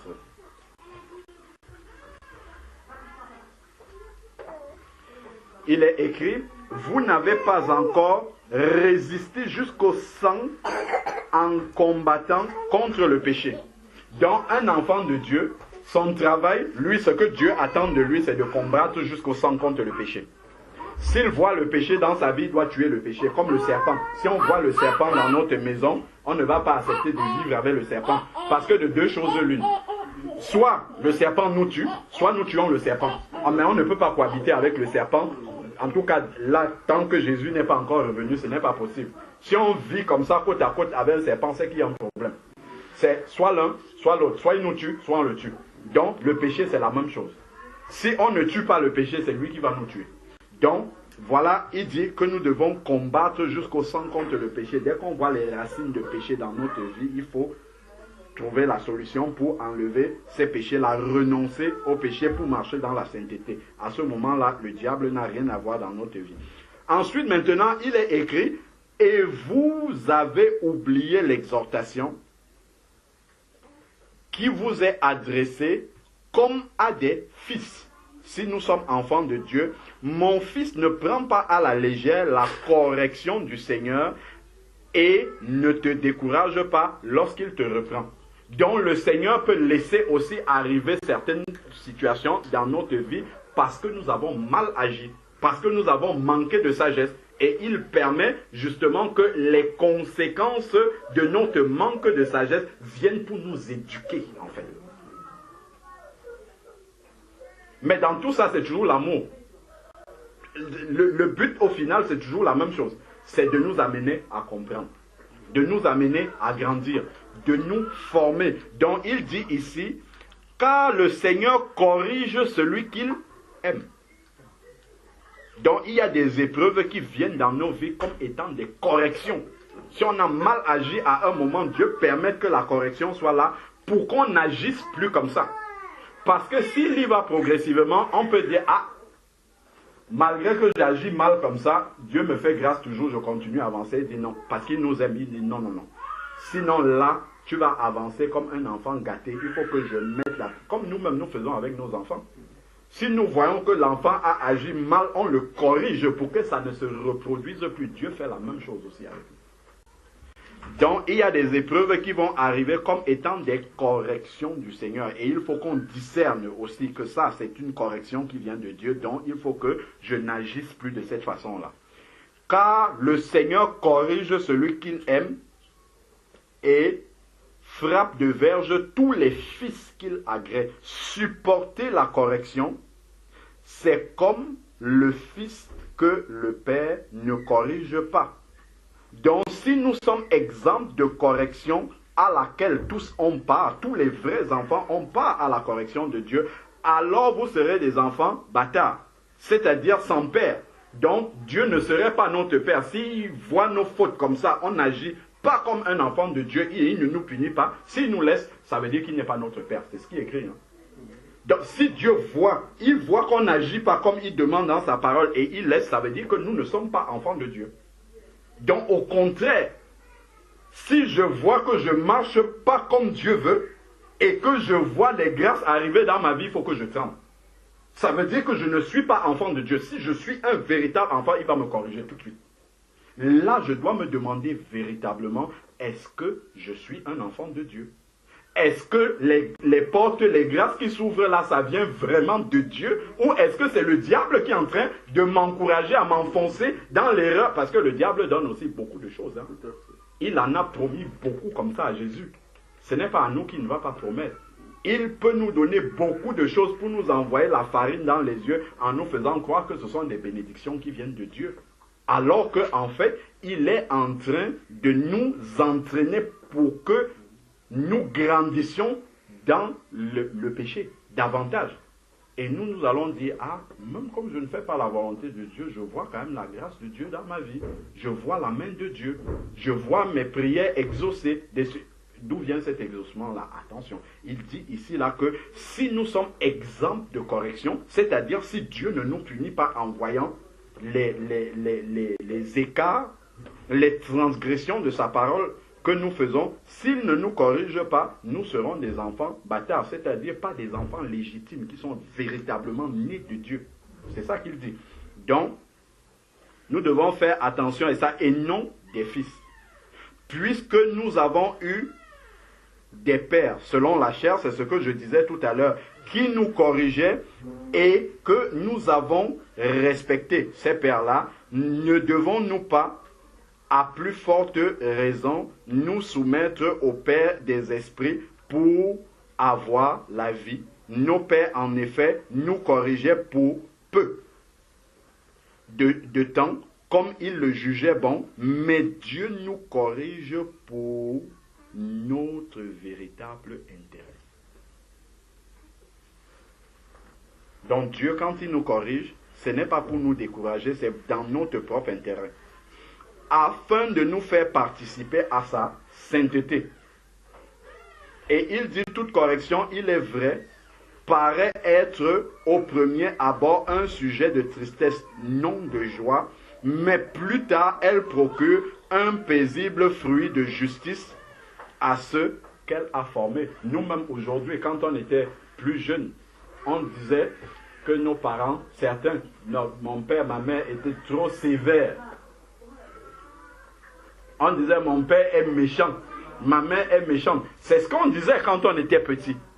Ben, aujourd'hui, quand on devient adulte, on dit waouh, mon père, ma mère me traitaient comme ça, c'était pour me faire du bien. Si aujourd'hui je suis bien éduqué, formé, capable de supporter certaines expériences difficiles de la vie, c'est parce que mes parents m'ont éduqué durement. C'est maintenant devenu adulte que je reconnais que c'était par amour. Quand je dis je, c'est nous tous, en examinant comment, pour certains qui ont eu des parents vraiment stricts, c'est en devenant adulte qu'on comprend qu'en fait, les parents le faisaient pour notre bien. Et aujourd'hui, l'éducation rigoureuse que les parents nous ont donnée nous sont très utiles, nous ont formés, nous ont bâtis vraiment à être des combattants dans la vie et non pas des personnes qui sont tout le temps en train de se plaindre et ainsi de suite. Donc de la même façon, avec le Seigneur, c'est la même chose. C'est quand je serai devant, quand je vais voir certaines situations, que j'aborde de manière plus sereine, plus, comment dire, avec plus de... vraiment de foi, je vais dire, ah, si Dieu dans l'autre situation là, s'il avait exaucé ma prière rapidement, s'il m'avait laissé persévérer dans tel péché, voilà ce que cette situation, c'est que je vis, je ne m'en serais pas en sorti. Parce que j'aurais avancé avec toute toutes ces choses mauvaises qui étaient dans ma vie, et ça ne pourrait pas me permettre de traverser cette épreuve-là. Donc, je vous donne ma paix, donc, il faut simplement discerner aussi dans les épreuves, celles qui arrivent, est-ce que c'est une correction parce que j'ai mal agi? Est-ce que c'est simplement une épreuve que Dieu permet pour me former et me permettre de comprendre quelque chose et m'amener davantage plus loin dans la foi? Ça, je dois examiner les épreuves pour savoir ce qu'il en retourne. Je finis juste le verset de Jean 14, 27 et puis je vais m'arrêter là. En espérant avoir bien balayé par la grâce de Dieu. Alors, donc, je vous laisse la paix, je vous donne ma paix. Moi, je ne donne pas comme le monde donne. On a compris par ce verset qu'il y a aussi une paix que le monde donne, et c'est celle que nous aimons. Parce que la paix que le monde donne, c'est une paix par la vue. C'est une paix qui rassure. Mais c'est une paix qui ne dure pas. C'est une paix éphémère. Donc Jésus nous précise bien que la paix que lui donne n'est pas comme celle du monde. Donc il faut comprendre qu'il y a une deuxième paix. Cherchons donc la bonne paix qui dure toujours. Ensuite, maintenant, que votre cœur ne se trouble pas. Donc si notre cœur se trouble, quand on entre en panique, en stress et en tout ça, si notre cœur est troublé, c'est parce qu'on n'a pas la paix. La paix qui vient de Dieu. C'est parce que tu peux recevoir la paix du monde, mais ton cœur est troublé quand même. Parce que tu sais que cette paix-là dépend de quelque chose que le monde t'a donné. Mais cette chose-là, elle est temporaire. Tu sais que dès qu'on va te retirer cette chose-là, en même temps, cette paix-là, tu vas la perdre. Donc, c'est une paix temporaire. Voilà pourquoi le Seigneur fait bien la différence. Il dit que lui, la paix qu'il donne n'est pas comme celle du monde. Donc, que votre cœur ne se trouble pas et ne s'alarme pas. Donc, voilà vraiment. Et ensuite, il dit au verset 28, vous avez entendu que j'ai dit, je m'en vais et je reviendrai vers vous. C'est par le Saint-Esprit. Donc voilà encore un autre élément qui doit nous donner de pouvoir recevoir cette paix-là. C'est de savoir que le Seigneur ne nous a pas abandonnés. Il est avec nous partout par son esprit qui habite en nous. Donc même si je vois les situations déferler comme ça, les épreuves arriver à n'en plus finir et je ne sais plus où mettre la tête, je dois garder les yeux sur le Seigneur en me disant, Seigneur, ces épreuves qui arrivent là, je peux les supporter parce que ta parole le dit. 1 Corinthiens chapitre 10, verset 13. Dieu, tu as la solution pour me permettre d'en sortir. C'est ce que ta parole dit aussi. De toi, tu ne m'abandonnes pas. Parce que tu as dit, et voici, je suis avec vous tous les jours jusqu'à la fin du monde. Même dans l'épreuve, malgré que tu as la solution pour sortir, dans cette épreuve, tu es encore avec moi. Parce que tu vis à l'intérieur de moi. Ce sont tous ces éléments, ces quelques éléments que je viens de donner là. C'est ça qui nous donne la paix, pas autre chose. C'est dans ça, en fait, qu'on trouve la paix. C'est de cette manière-là qu'on reçoit la paix. C'est en acceptant ces quelques versets de la parole de Dieu là, qu'on garde dans notre cœur. C'est ça qui nous donne la paix. La paix du Seigneur, pas la paix du monde. Si je cherche la paix du monde, je vais d'abord chercher que les prières soient exaucées, que j'ai vu les solutions à mes problèmes, que quelqu'un me dit, ah si tu fais comme ça, ça va marcher. Là, je commence à avoir la paix parce que je commence à voir la solution. Non, ce n'est pas de cette paix-là que le Seigneur lui parle. La paix dont il parle, c'est la paix que donne sa parole. C'est celle-là que tu dois recevoir par la foi. Et la foi, c'est la démonstration des choses qu'on ne voit pas. Amen. Je ne sais pas s'il y a une autre question par rapport à ça. C'était une très bonne question. La question de la sœur, elle peut paraître, comment dire, légère comme ça, mais c'est un problème profond. c'est un problème profond de la marche de tout chrétien, tout le monde. Même Jean-Baptiste est passé par là. À un moment donné, il a paniqué. Hein. Lui qui avait dit, voici l'agneau de Dieu qui ôte le péché du monde. Je ne le connaissais pas, mais Dieu m'a dit, celui sur qui l'Esprit va descendre, c'est lui qui est le Messie. Quand il s'est retrouvé en prison, Jésus était là, il voit qu'il n'est pas délivré, il est toujours en prison. Là, il va dire à ses disciples, allez lui demander si c'est lui le vrai Messie ou bien un autre, on doit attendre un autre. Parce qu'à un moment donné, les épreuves l'ont tellement accablé qu'il a perdu la parole qu'il avait vraiment reçue de Dieu. Celui sur qui l'Esprit va descendre, point à la ligne, c'est lui le Messie. Ne regarde pas aux circonstances que tu vis pour dire est-ce que c'est le Messie ou pas. Ce n'est pas par rapport à ce que tu vis que Jésus est le Seigneur ou pas du tout. Non, il est le Seigneur, point. Et qu'est-ce que Jésus a envoyé dire à Jean-Baptiste? Il n'a pas envoyé lui dire je suis vraiment celui qui devait venir. Non, il lui a juste rappelé la parole de Dieu. Allez lui dire les aveugles voient, les boiteux marchent, les sourds entendent, les lépreux sont purifiés. C'est tout. Allez lui rappeler la parole de Dieu. Pourquoi? Parce que en fait, s'il est dans le doute, c'est parce qu'il a oublié la parole de Dieu, tout simplement. Il a juste dit, allez lui rappeler cette parole-là. Donc, de la même manière, nous aussi, si nous n'avons pas la paix, ah frère, je manque de paix, je ne dors plus, qu'est-ce que je peux faire? Je vais juste prendre un verset de la parole de Dieu, je vais dire, voilà. C'est certainement parce que tu as oublié ce verset-ci.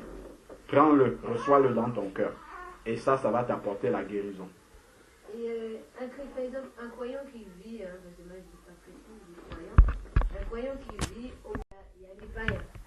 Oui. Des païens qui ne croient pas à la parole et qui ne s'attachent pas bien à la parole, mais ils ne veulent pas s'attacher à la parole de Dieu. Et ces païens viennent nous chercher, on s'engueule avec cette personne. Est-ce que c'est pas un manque de paix aussi? Qui s'engueule avec qui? Ben, le croyant se dispute avec le païen. Parce que le païen, il cherche. Oui. Le païen, donc, le croyant discute avec le païen. Parce que, en fait, on va dire, on n'est pas dans le même milieu, on vit pas, en fait, on n'a pas le même croyance. Oui. Donc, je crois au Seigneur Jésus-Christ. Oui. Et un autre païen, il croit à son truc. Oui. On va dire, si tu n'es pas en Christ, tu es l'enfant du diable. Oui. Et que ce païen vient te chercher dans ton coin. Oui. Et que tu t'engueules avec ce païen. Qu'est-ce qui va t'amener à t'engueuler avec ce païen? C'est ça, j'aimerais bien savoir pourquoi. Ah. Qu'est-ce qui va t'amener à t'engueuler avec un païen? Bon, je vais prendre un exemple qui est simple. Qui est très simple, mais qui va nous permettre de comprendre un peu le cas que tu es en train de poser. Imagine-toi, tu es dans la rue et tu observes une scène qui se passe devant toi. Un aveugle avec son bâton, il est en train de marcher, il marche, il vient, il piétine quelqu'un. Excuse-moi, frère. Piétine. C'est pas toi, mais toi tu es à côté, tu regardes. Il vient, l'aveugle, il piétine quelqu'un. Et cette personne, pourquoi tu me fais ça? Il commence à taper sur l'aveugle. Toi, quelle sera ta réaction? Ma réaction, je lui dis à la personne, c'est un aveugle. Gloire à Dieu. C'est bon, tu as compris. Un païen qui vient t'engueuler, c'est un aveugle, en fait, qui est en train de te piétiner, toi qui vois. Donc, comme tu vois, enfin, comment aurait dû réagir celui qui voit? Il aurait dû juste dire à l'aveugle, attention, en fait, là où tu as mis le pied, c'est pas là que tu dois mettre le pied. Là, tu m'as piétiné. Voilà le chemin, tu le recules et puis tu le mets sur le chemin et continue. C'est la même chose avec un chrétien. Le chrétien est dans la lumière. Le chrétien voit. Le païen, celui qui a l'autre croyance que tu dis ne voit pas, c'est un aveugle. C'est normal que, comme il t'attend, il ne voit pas, qu'il vienne à un moment donné, il te piétine, toi qui vois. Donc, toi qui vois, si tu te mets à t'engueuler avec lui, c'est un peu comme celui qui commence à taper sur l'aveugle. En fait, tu es comme lui. Donc, toi qui es un croyant, si le païen vient, et il y a une maman chez nous là-bas, qui est en dessous de nous, une vieille femme, depuis qu'on entrait dans la maison, elle passe le temps à cogner un sonnet chez nous la nuit. Tu ne peux pas savoir charnellement. J'ai envie de sortir et lui dire, madame, mec, elle ne connaît pas Dieu. Si je sors m'engueuler avec elle, elle tape, elle fait beaucoup de bruit. Dès que tu ouvres même une porte comme ça la nuit, à l'épave, elle commence à cogner. Si moi, en tant qu'enfant de Dieu, quand elle vient sonner là, elle garde le doigt sur la sonnerie. Si je sors pour l'engueuler à ce moment-là, je suis l'aveugle celui qui voit, qui commence à taper sur l'aveugle. Je l'ignore tout simplement. Quand je passe aux escaliers, elle m'engueule, je ne réponds même pas. Je n'ai pas commencé à lui dire, tu ne sais pas que je suis aussi chez moi. Non, je me tais, je passe seulement. Et c'est ça, en fait, qu'un enfant de Dieu doit faire. Quand Jésus allait à la croix, quand on lui disait, si tu es le Fils de Dieu, fais ceci, descends de la croix. Bon, qu'est-ce que Jésus a fait? Il s'est tué. Père, pardonne-leur, quand ils savent ce qu'ils sont en train de faire. L'aveugle, s'il m'a piétiné, Père, c'est parce qu'il ne voit pas. Il me piétine comme ça parce s'il savait ce qu'il est en train de faire, il ne serait pas en train de me piétiner. Si ses yeux étaient ouverts, il ne me piétinerait pas, il passerait à côté. C'est justement parce qu'il ne voit pas qu'il me piétine. Donc le païen qui va commencer à t'engueuler, qu'est-ce que tu dois faire? Tu dois fléchir les genoux et prier pour lui, pour que ses yeux s'ouvrent et qu'il voit et qu'il t'engueule, simplement. Amen. Et comment convertir les païens qui vivent autour de soi? Est-ce que c'est par rapport au comportement ou... Nous ne pouvons convertir personne. Oui, par exemple, pour qu'ils puissent croire en Dieu, comment faire? Est-ce que c'est à travers nous, ou bien il écoute la parole, ou bien notre attitude? Comment un païen va se mettre, va accepter le Seigneur Jésus-Christ dans sa vie, qui vit avec vous dans la maison? Bon, le Seigneur, déjà, dit que nul ne vient à lui si le Père ne l'attire. Donc, la première chose, déjà, c'est de savoir que tu ne peux convertir personne. C'est Dieu qui convertit les gens. Par contre, le Seigneur peut t'utiliser pour amener quelqu'un à la conversion. Mais ce n'est pas toi qui vas convertir la personne. Oui. Parce que, en fait, ce qui se convertit dans quelqu'un, c'est le cœur de la personne qui se convertit. Toi, tu ne peux pas convertir un cœur, parce que le cœur est dans la personne. Et seul le Seigneur sonde les cœurs et les reins. Donc lui seul, il est capable de convertir réellement un cœur. Par contre, il va t'utiliser. Toi, qu'est-ce que tu représentes? Tu lis la Bible. Tu médites la parole de Dieu. Le païen ne lit pas la Bible. Il ne la médite pas. Comment est-ce qu'il peut savoir ce qu'il y a dans la Bible? C'est en te regardant. Toi qui lis la Bible là, il doit lire la Bible au travers de ton comportement. Quand il te voit, lui c'est sa Bible qu'il est en train de lire. En te voyant agir. Donc, si il t'engueule, tu l'engueules, lui croira que dans la Bible c'est écrit engueuler ceux qui vous engueulent. Lui c'est ce qu'il aura compris de la Bible. Donc si c'est ce genre de message-là que tu lui transmets, il va dire mais à quoi ça me sert de me convertir? Je sais déjà que si on m'engueule, je dois engueuler. Donc si c'est ce qui est écrit dans la Bible, ce n'est pas la peine de croire dans ce qui est écrit dans la Bible. Juste je le fais déjà. Mais si par contre, il te gifle à gauche, tu montres la droite, tu dis gifle aussi, tu vas dire, ah, moi je pensais que si on me piétine, je dois gifler. Si quelqu'un me parle A, B, moi je dois aller jusqu'à Z. Mais quand je lui parle, il ne me répond même pas. Il me dit que la paix de Dieu soit avec toi. Je lui fais du mal, il ne réagit pas. Là, ça va commencer à interpeller la personne. Et c'est là maintenant que l'Esprit de Dieu va prendre le relais et va commencer à parler dans le cœur de la personne en disant, tu as vu la manière dont il agit. En fait, toi, tu ne pourrais pas agir comme ça. Donc, il y a une différence entre toi et lui. Il y a quelque chose qu'il a, qui lui permet, malgré tout ce que tu es en train de faire, de rester sans réagir. Et c'est comme ça que la personne va commencer à se dire, ah, lui, là, il a quelque chose, il a une paix, il a une maîtrise de soi, il a quelque chose que je n'ai pas. Il faut, si j'avais aussi ça, ça pourrait me tirer d'affaire sur autre chose. Et là, l'Esprit de Dieu commence à parler dans le cœur de la personne et Dieu lui-même commence à attirer la personne à Christ. Donc la première manière dont nous devons témoigner de Jésus-Christ aux païens, c'est par notre manière de vivre, notre attitude, nos habitudes. Ce qu'ils voient de nous, c'est ce qu'eux ils voient du Seigneur. Hein. S'ils voient que nous agissons d'une certaine manière, on dit, ah, les chrétiens agissent comme ça. Donc c'est très important. Si nous commençons à parler, Jésus est monté, il est descendu aux païens, et que quand ils nous voient agir, ils voient que nous faisons la même chose, que sinon pire encore, le message ne passe pas. Mais quand on a ce comportement, c'est qu'on n'a pas la paix intérieure, comme on a dit tout à l'heure. Oui, là, il faut la recevoir. Voilà. Puisque Jésus est la paix.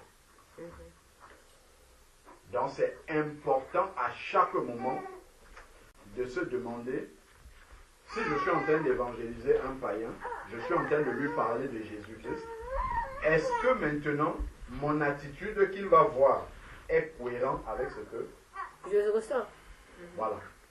Si ce n'est pas, si je lui dis quelque chose et il voit le contraire dans ma vie, je suis sûr et certain déjà que je suis en train de lui présenter un Jésus menteur, alors que Jésus n'est pas menteur. Parce que je lui dis quelque chose et il ne voit pas ça dans mon comportement. Il ne me voit même pas faire des efforts pour y arriver. Il me voit vivre comme lui, sinon pire encore. Il va se dire, ah, si c'est ça être chrétien, il n'y a rien qui m'attire à devoir changer pour dire que je crois dans la Bible. Si croire dans la Bible, c'est vivre comme je vois cette personne-là vivre.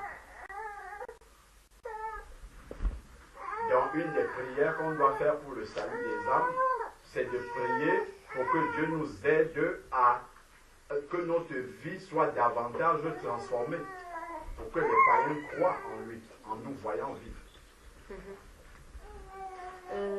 J'ai été en Haïti en mois de novembre chez un pasteur et j'ai vécu une expérience énorme, mais le pasteur, s'il ne leur donne pas aux gens de dire bonjour, les gens ils disent pas bonjour, ils te regardent dans les yeux, ils te disent pas bonjour. Est-ce que c'est chrétien ou est-ce que c'est pas chrétien?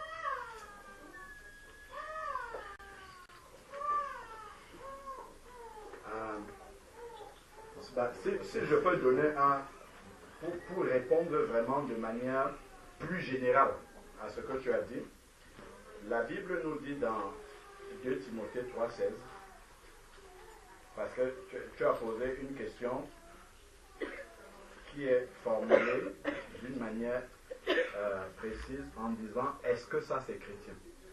Tu vois, c'est écrit dans 2 Timothée chapitre 3, verset 16, il est écrit, toute écriture est inspirée de Dieu et utile pour enseigner, pour convaincre, pour redresser, pour éduquer selon la justice. Toute écriture est inspirée de Dieu, utile pour enseigner, pour convaincre, pour redresser et pour éduquer selon la justice. Ça, c'est le premier verset. Le deuxième verset que tu dois retenir aussi par rapport à ce genre de questions-là, c'est Éphésiens chapitre 2, verset 20. Ce sont les deux versets que tu dois retenir. Éphésiens chapitre 2, verset 20. C'est écrit, Éphésiens 2, verset 20. Vous avez été édifiés sur le fondement des apôtres et des prophètes, Jésus-Christ étant la pierre angulaire. Qu'est-ce que ces deux versets-là veulent dire dans la question que tu as posée? Si j'arrive quelque part, je vois les gens faire quelque chose, je vois un pasteur ordonner de faire quelque chose, ou des chrétiens faire quelque chose, si je veux savoir est-ce que c'est de Dieu, c'est écrit là. Donc, vous avez été édifiés sur le fondement des apôtres, des prophètes, Jésus-Christ étant la pierre angulaire. Je dois demander ce que vous faites là. Où est-ce que Jésus a enseigné ça dans sa parole? Montrez-moi le verset. Toute écriture inspirée de Dieu. Montrez-moi où Jésus-Christ a enseigné aux gens de regarder sans dire bonjour. Si je vois ça dans la parole, c'est bon, je suis convaincu. Si vous n'avez pas ça dans la parole, ça veut dire que ça ne vient pas de Dieu. Ou est-ce qu'on voit les apôtres de Jésus-Christ faire ce que vous êtes en train de faire? Voir des gens sans les saluer. Au contraire, quand Paul est arrivé au milieu des païens où Pierre était, Pierre avant mangeait avec les païens, et quand c'était en Galate, hein, il y a une situation comme ça. Quand les Juifs sont arrivés de Jérusalem, comme dans l'Ancien Testament, les Juifs ne devaient pas manger avec les païens. Quand Pierre a vu d'autres Juifs arriver, il s'est détourné des païens, alors que c'était des chrétiens aussi. Hein. Donc, mais c'était des chrétiens d'origine non juive. Mais comme lui, il avait les racines juives, quand il a vu d'autres Juifs arriver, il a fait comme s'il n'était pas avec les païens. Et Paul, qui était un apôtre comme lui, a dit, tu ne dois pas faire ça. Paul l'a repris sévèrement parce qu'il ne voulait plus parler et communier avec d'autres enfants de Dieu. Donc, on a un exemple dans la Bible qui est exactement à l'opposé de ce que ce pasteur-là a dit. Le contraire.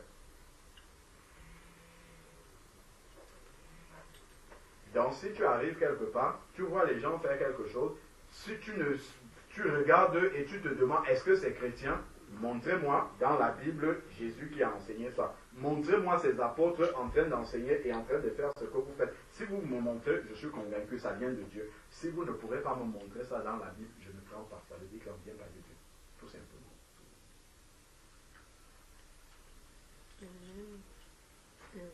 Est-ce que quelqu'un d'autre a une question sur tout ce que nous avons partagé là ou quelque chose à ajouter? Je voulais, par rapport à la question que la sœur a posée tout à l'heure, je voulais qu'elle lise un peu dans Jean au chapitre 16. Jean chapitre 16.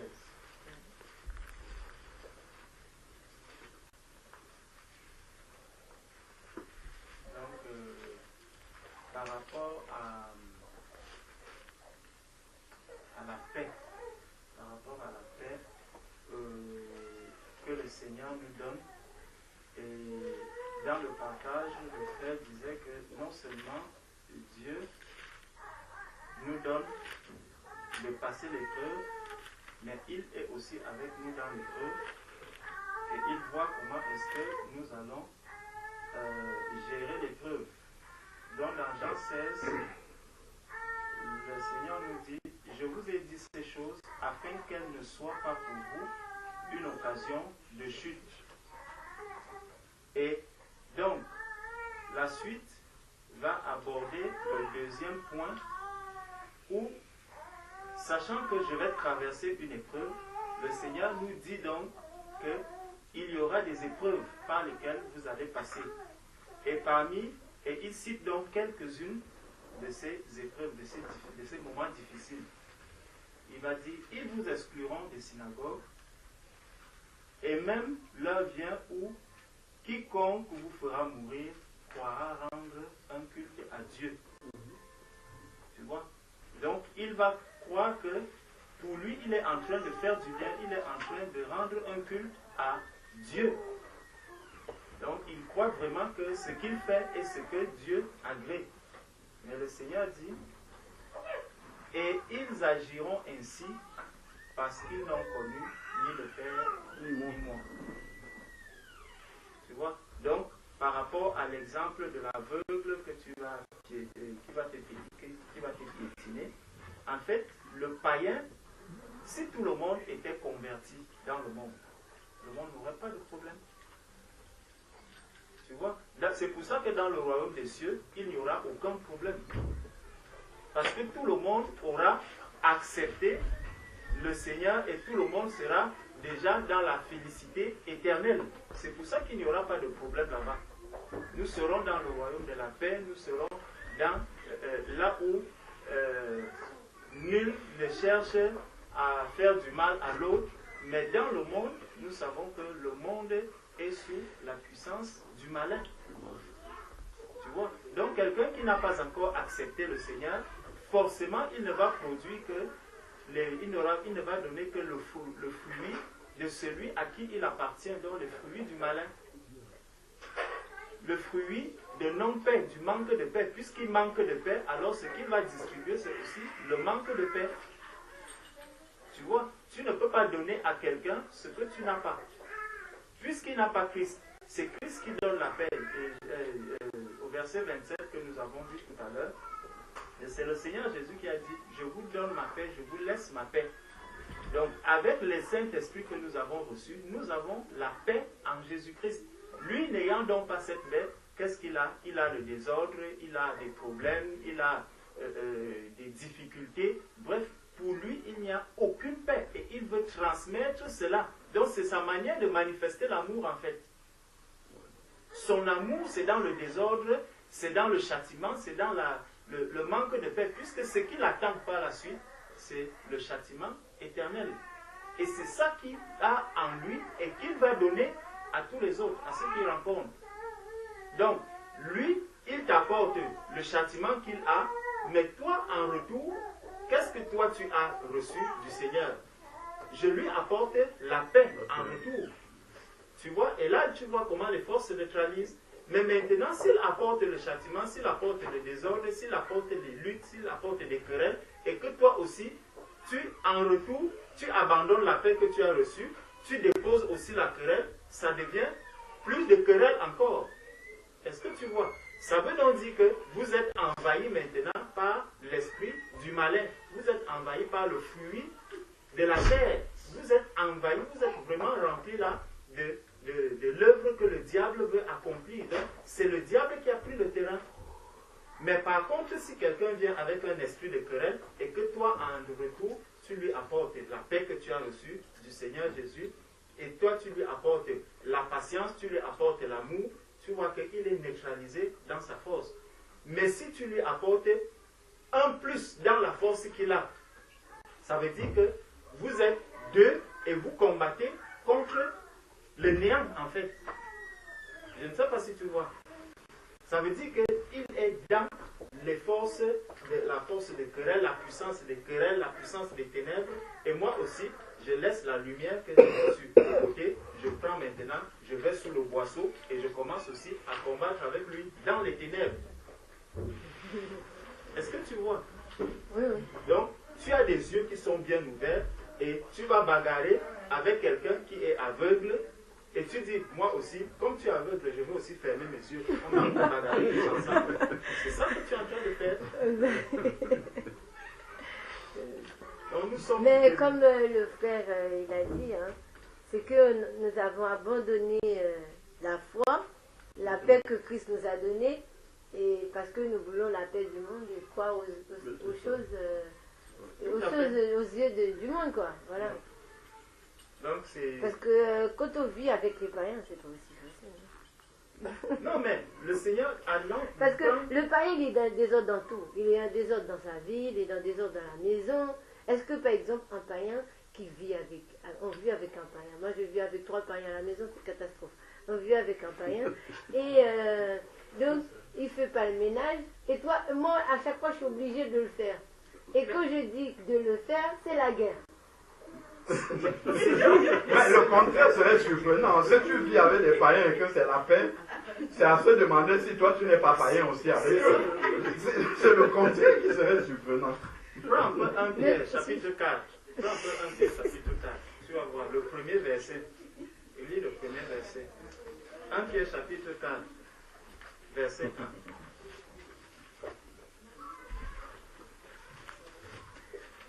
Verset combien, s'il te plaît? Verset 1.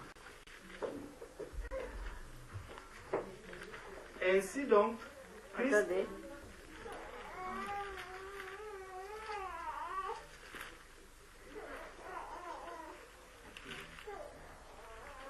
Oui. Ainsi donc, Christ ayant souffert dans la chair, vous aussi, lis un peu la suite. Armez-vous de la pensée, de la même pensée. Armez-vous de la même pensée. Quelle pensée? Pensée de Christ. La pensée de souffrir, c'est ça. Ne dis pas simplement la pensée de Christ. On nous dit ici que Christ ayant souffert dans la chair, vous aussi armez-vous de la même pensée de souffrir dans la chair.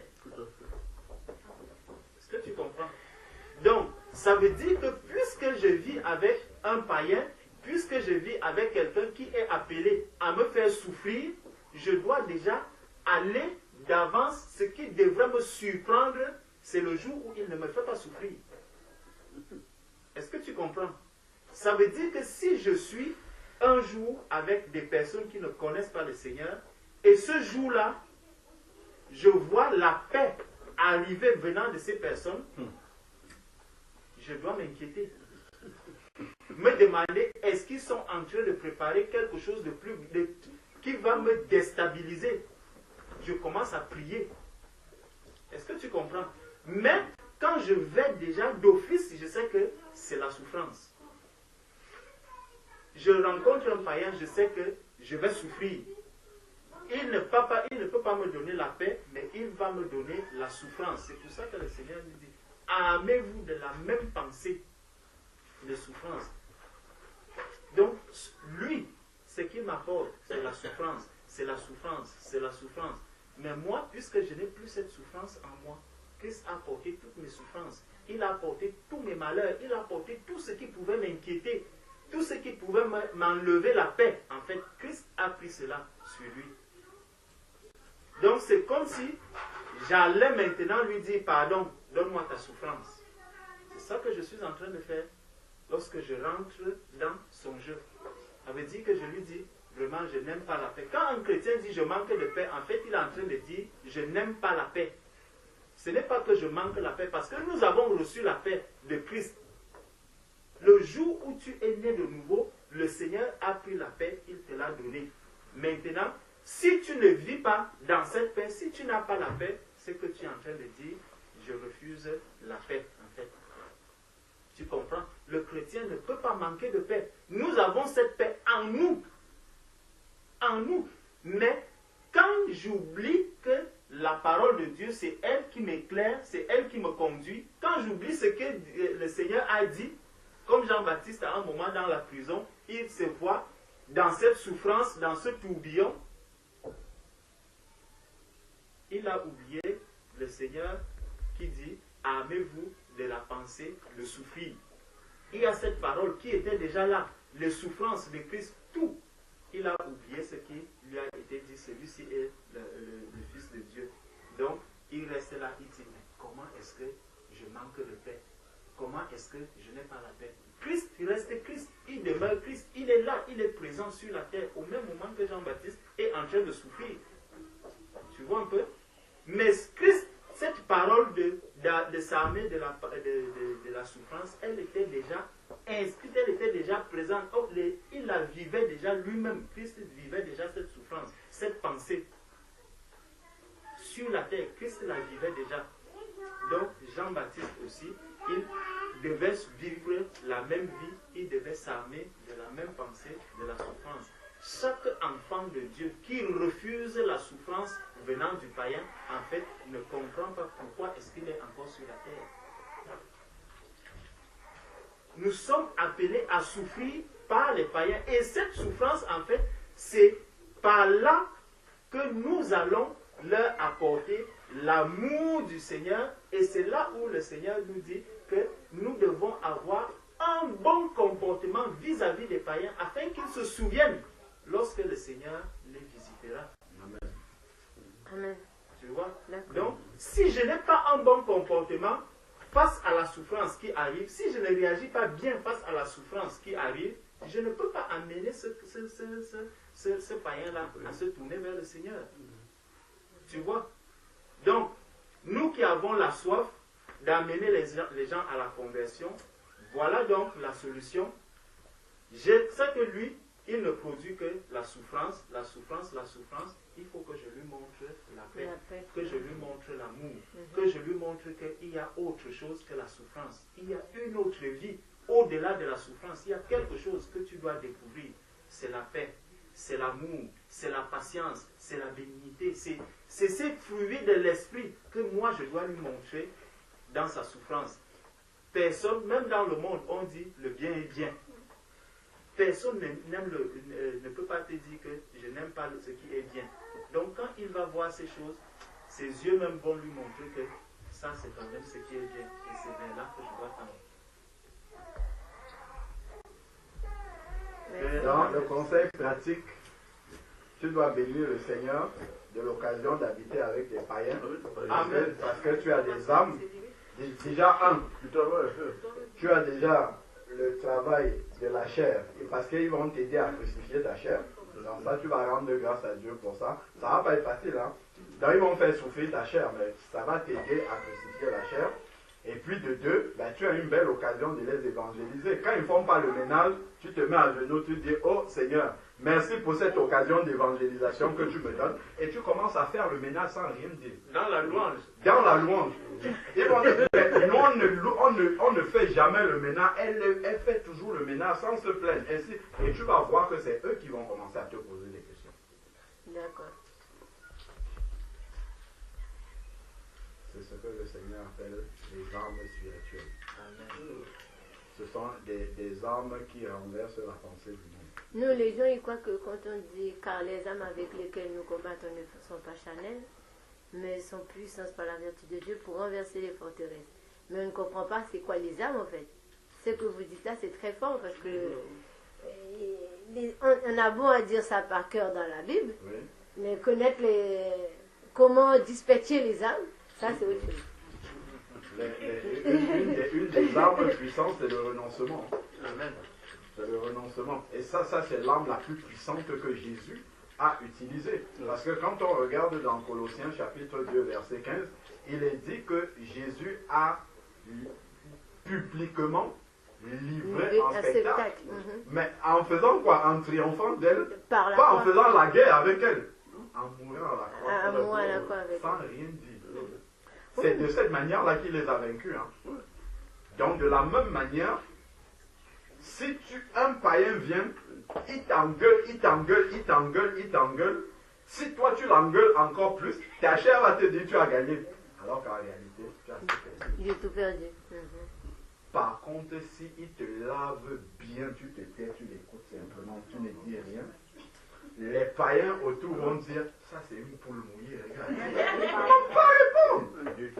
Alors que toi, fixé sur le Seigneur, tu seras dans une joie parfaite parce que tu sais que tu as réagi comme Christ avait réagi à la croix. Et que c'est toi qui as la victoire. Leurs yeux sont fermés, donc ils ne peuvent pas voir la victoire selon le Seigneur. Ils voient la victoire, ils voient la défaite selon ce monde-ci. Mais dans le ciel, ben c'est la réjouissance. Parce que le Seigneur dit, au moins un de mes enfants sur la terre qui agit comme moi j'ai agi. On l'engueule, on la piétine, on la chiffonne, elle est la serpillère de tout le monde, et elle ne dit rien. Mais moi, Comme un agneau qu'on mène à la boucherie, il reste à la bouche fermée. Moi je dis, frère Georges, il vient toujours à mon secours. Hein. Je bénis ce moment parce que moi j'allais dire, je vais les priver de la nourriture. Tu veux les priver de la nourriture? Que je ne ferai pas à manger. Ah, il faut faire encore plus de nourriture pour eux. Au contraire. Que je ne ferai pas à manger, que je ne partagerai pas avec eux. Ça, j'allais faire. Hein. J'ai dit, je bénis ce moment. Franchement, ça, je me sens mieux parce que j'étais vraiment angoissée. Là, tu vas faire à manger dans la louange. Quand tu finis, tu les sers même dans les plats. Tu vas cogner là où ils dorment, là. Tu les sers là. Venez manger.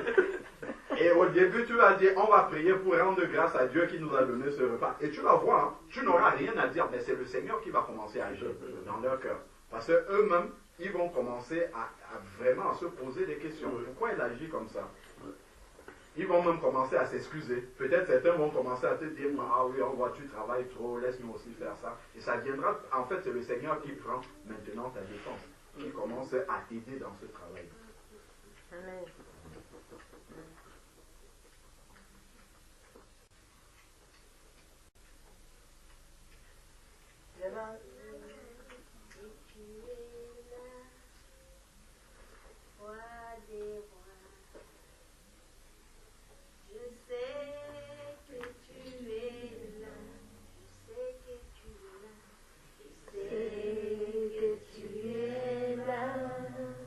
Ami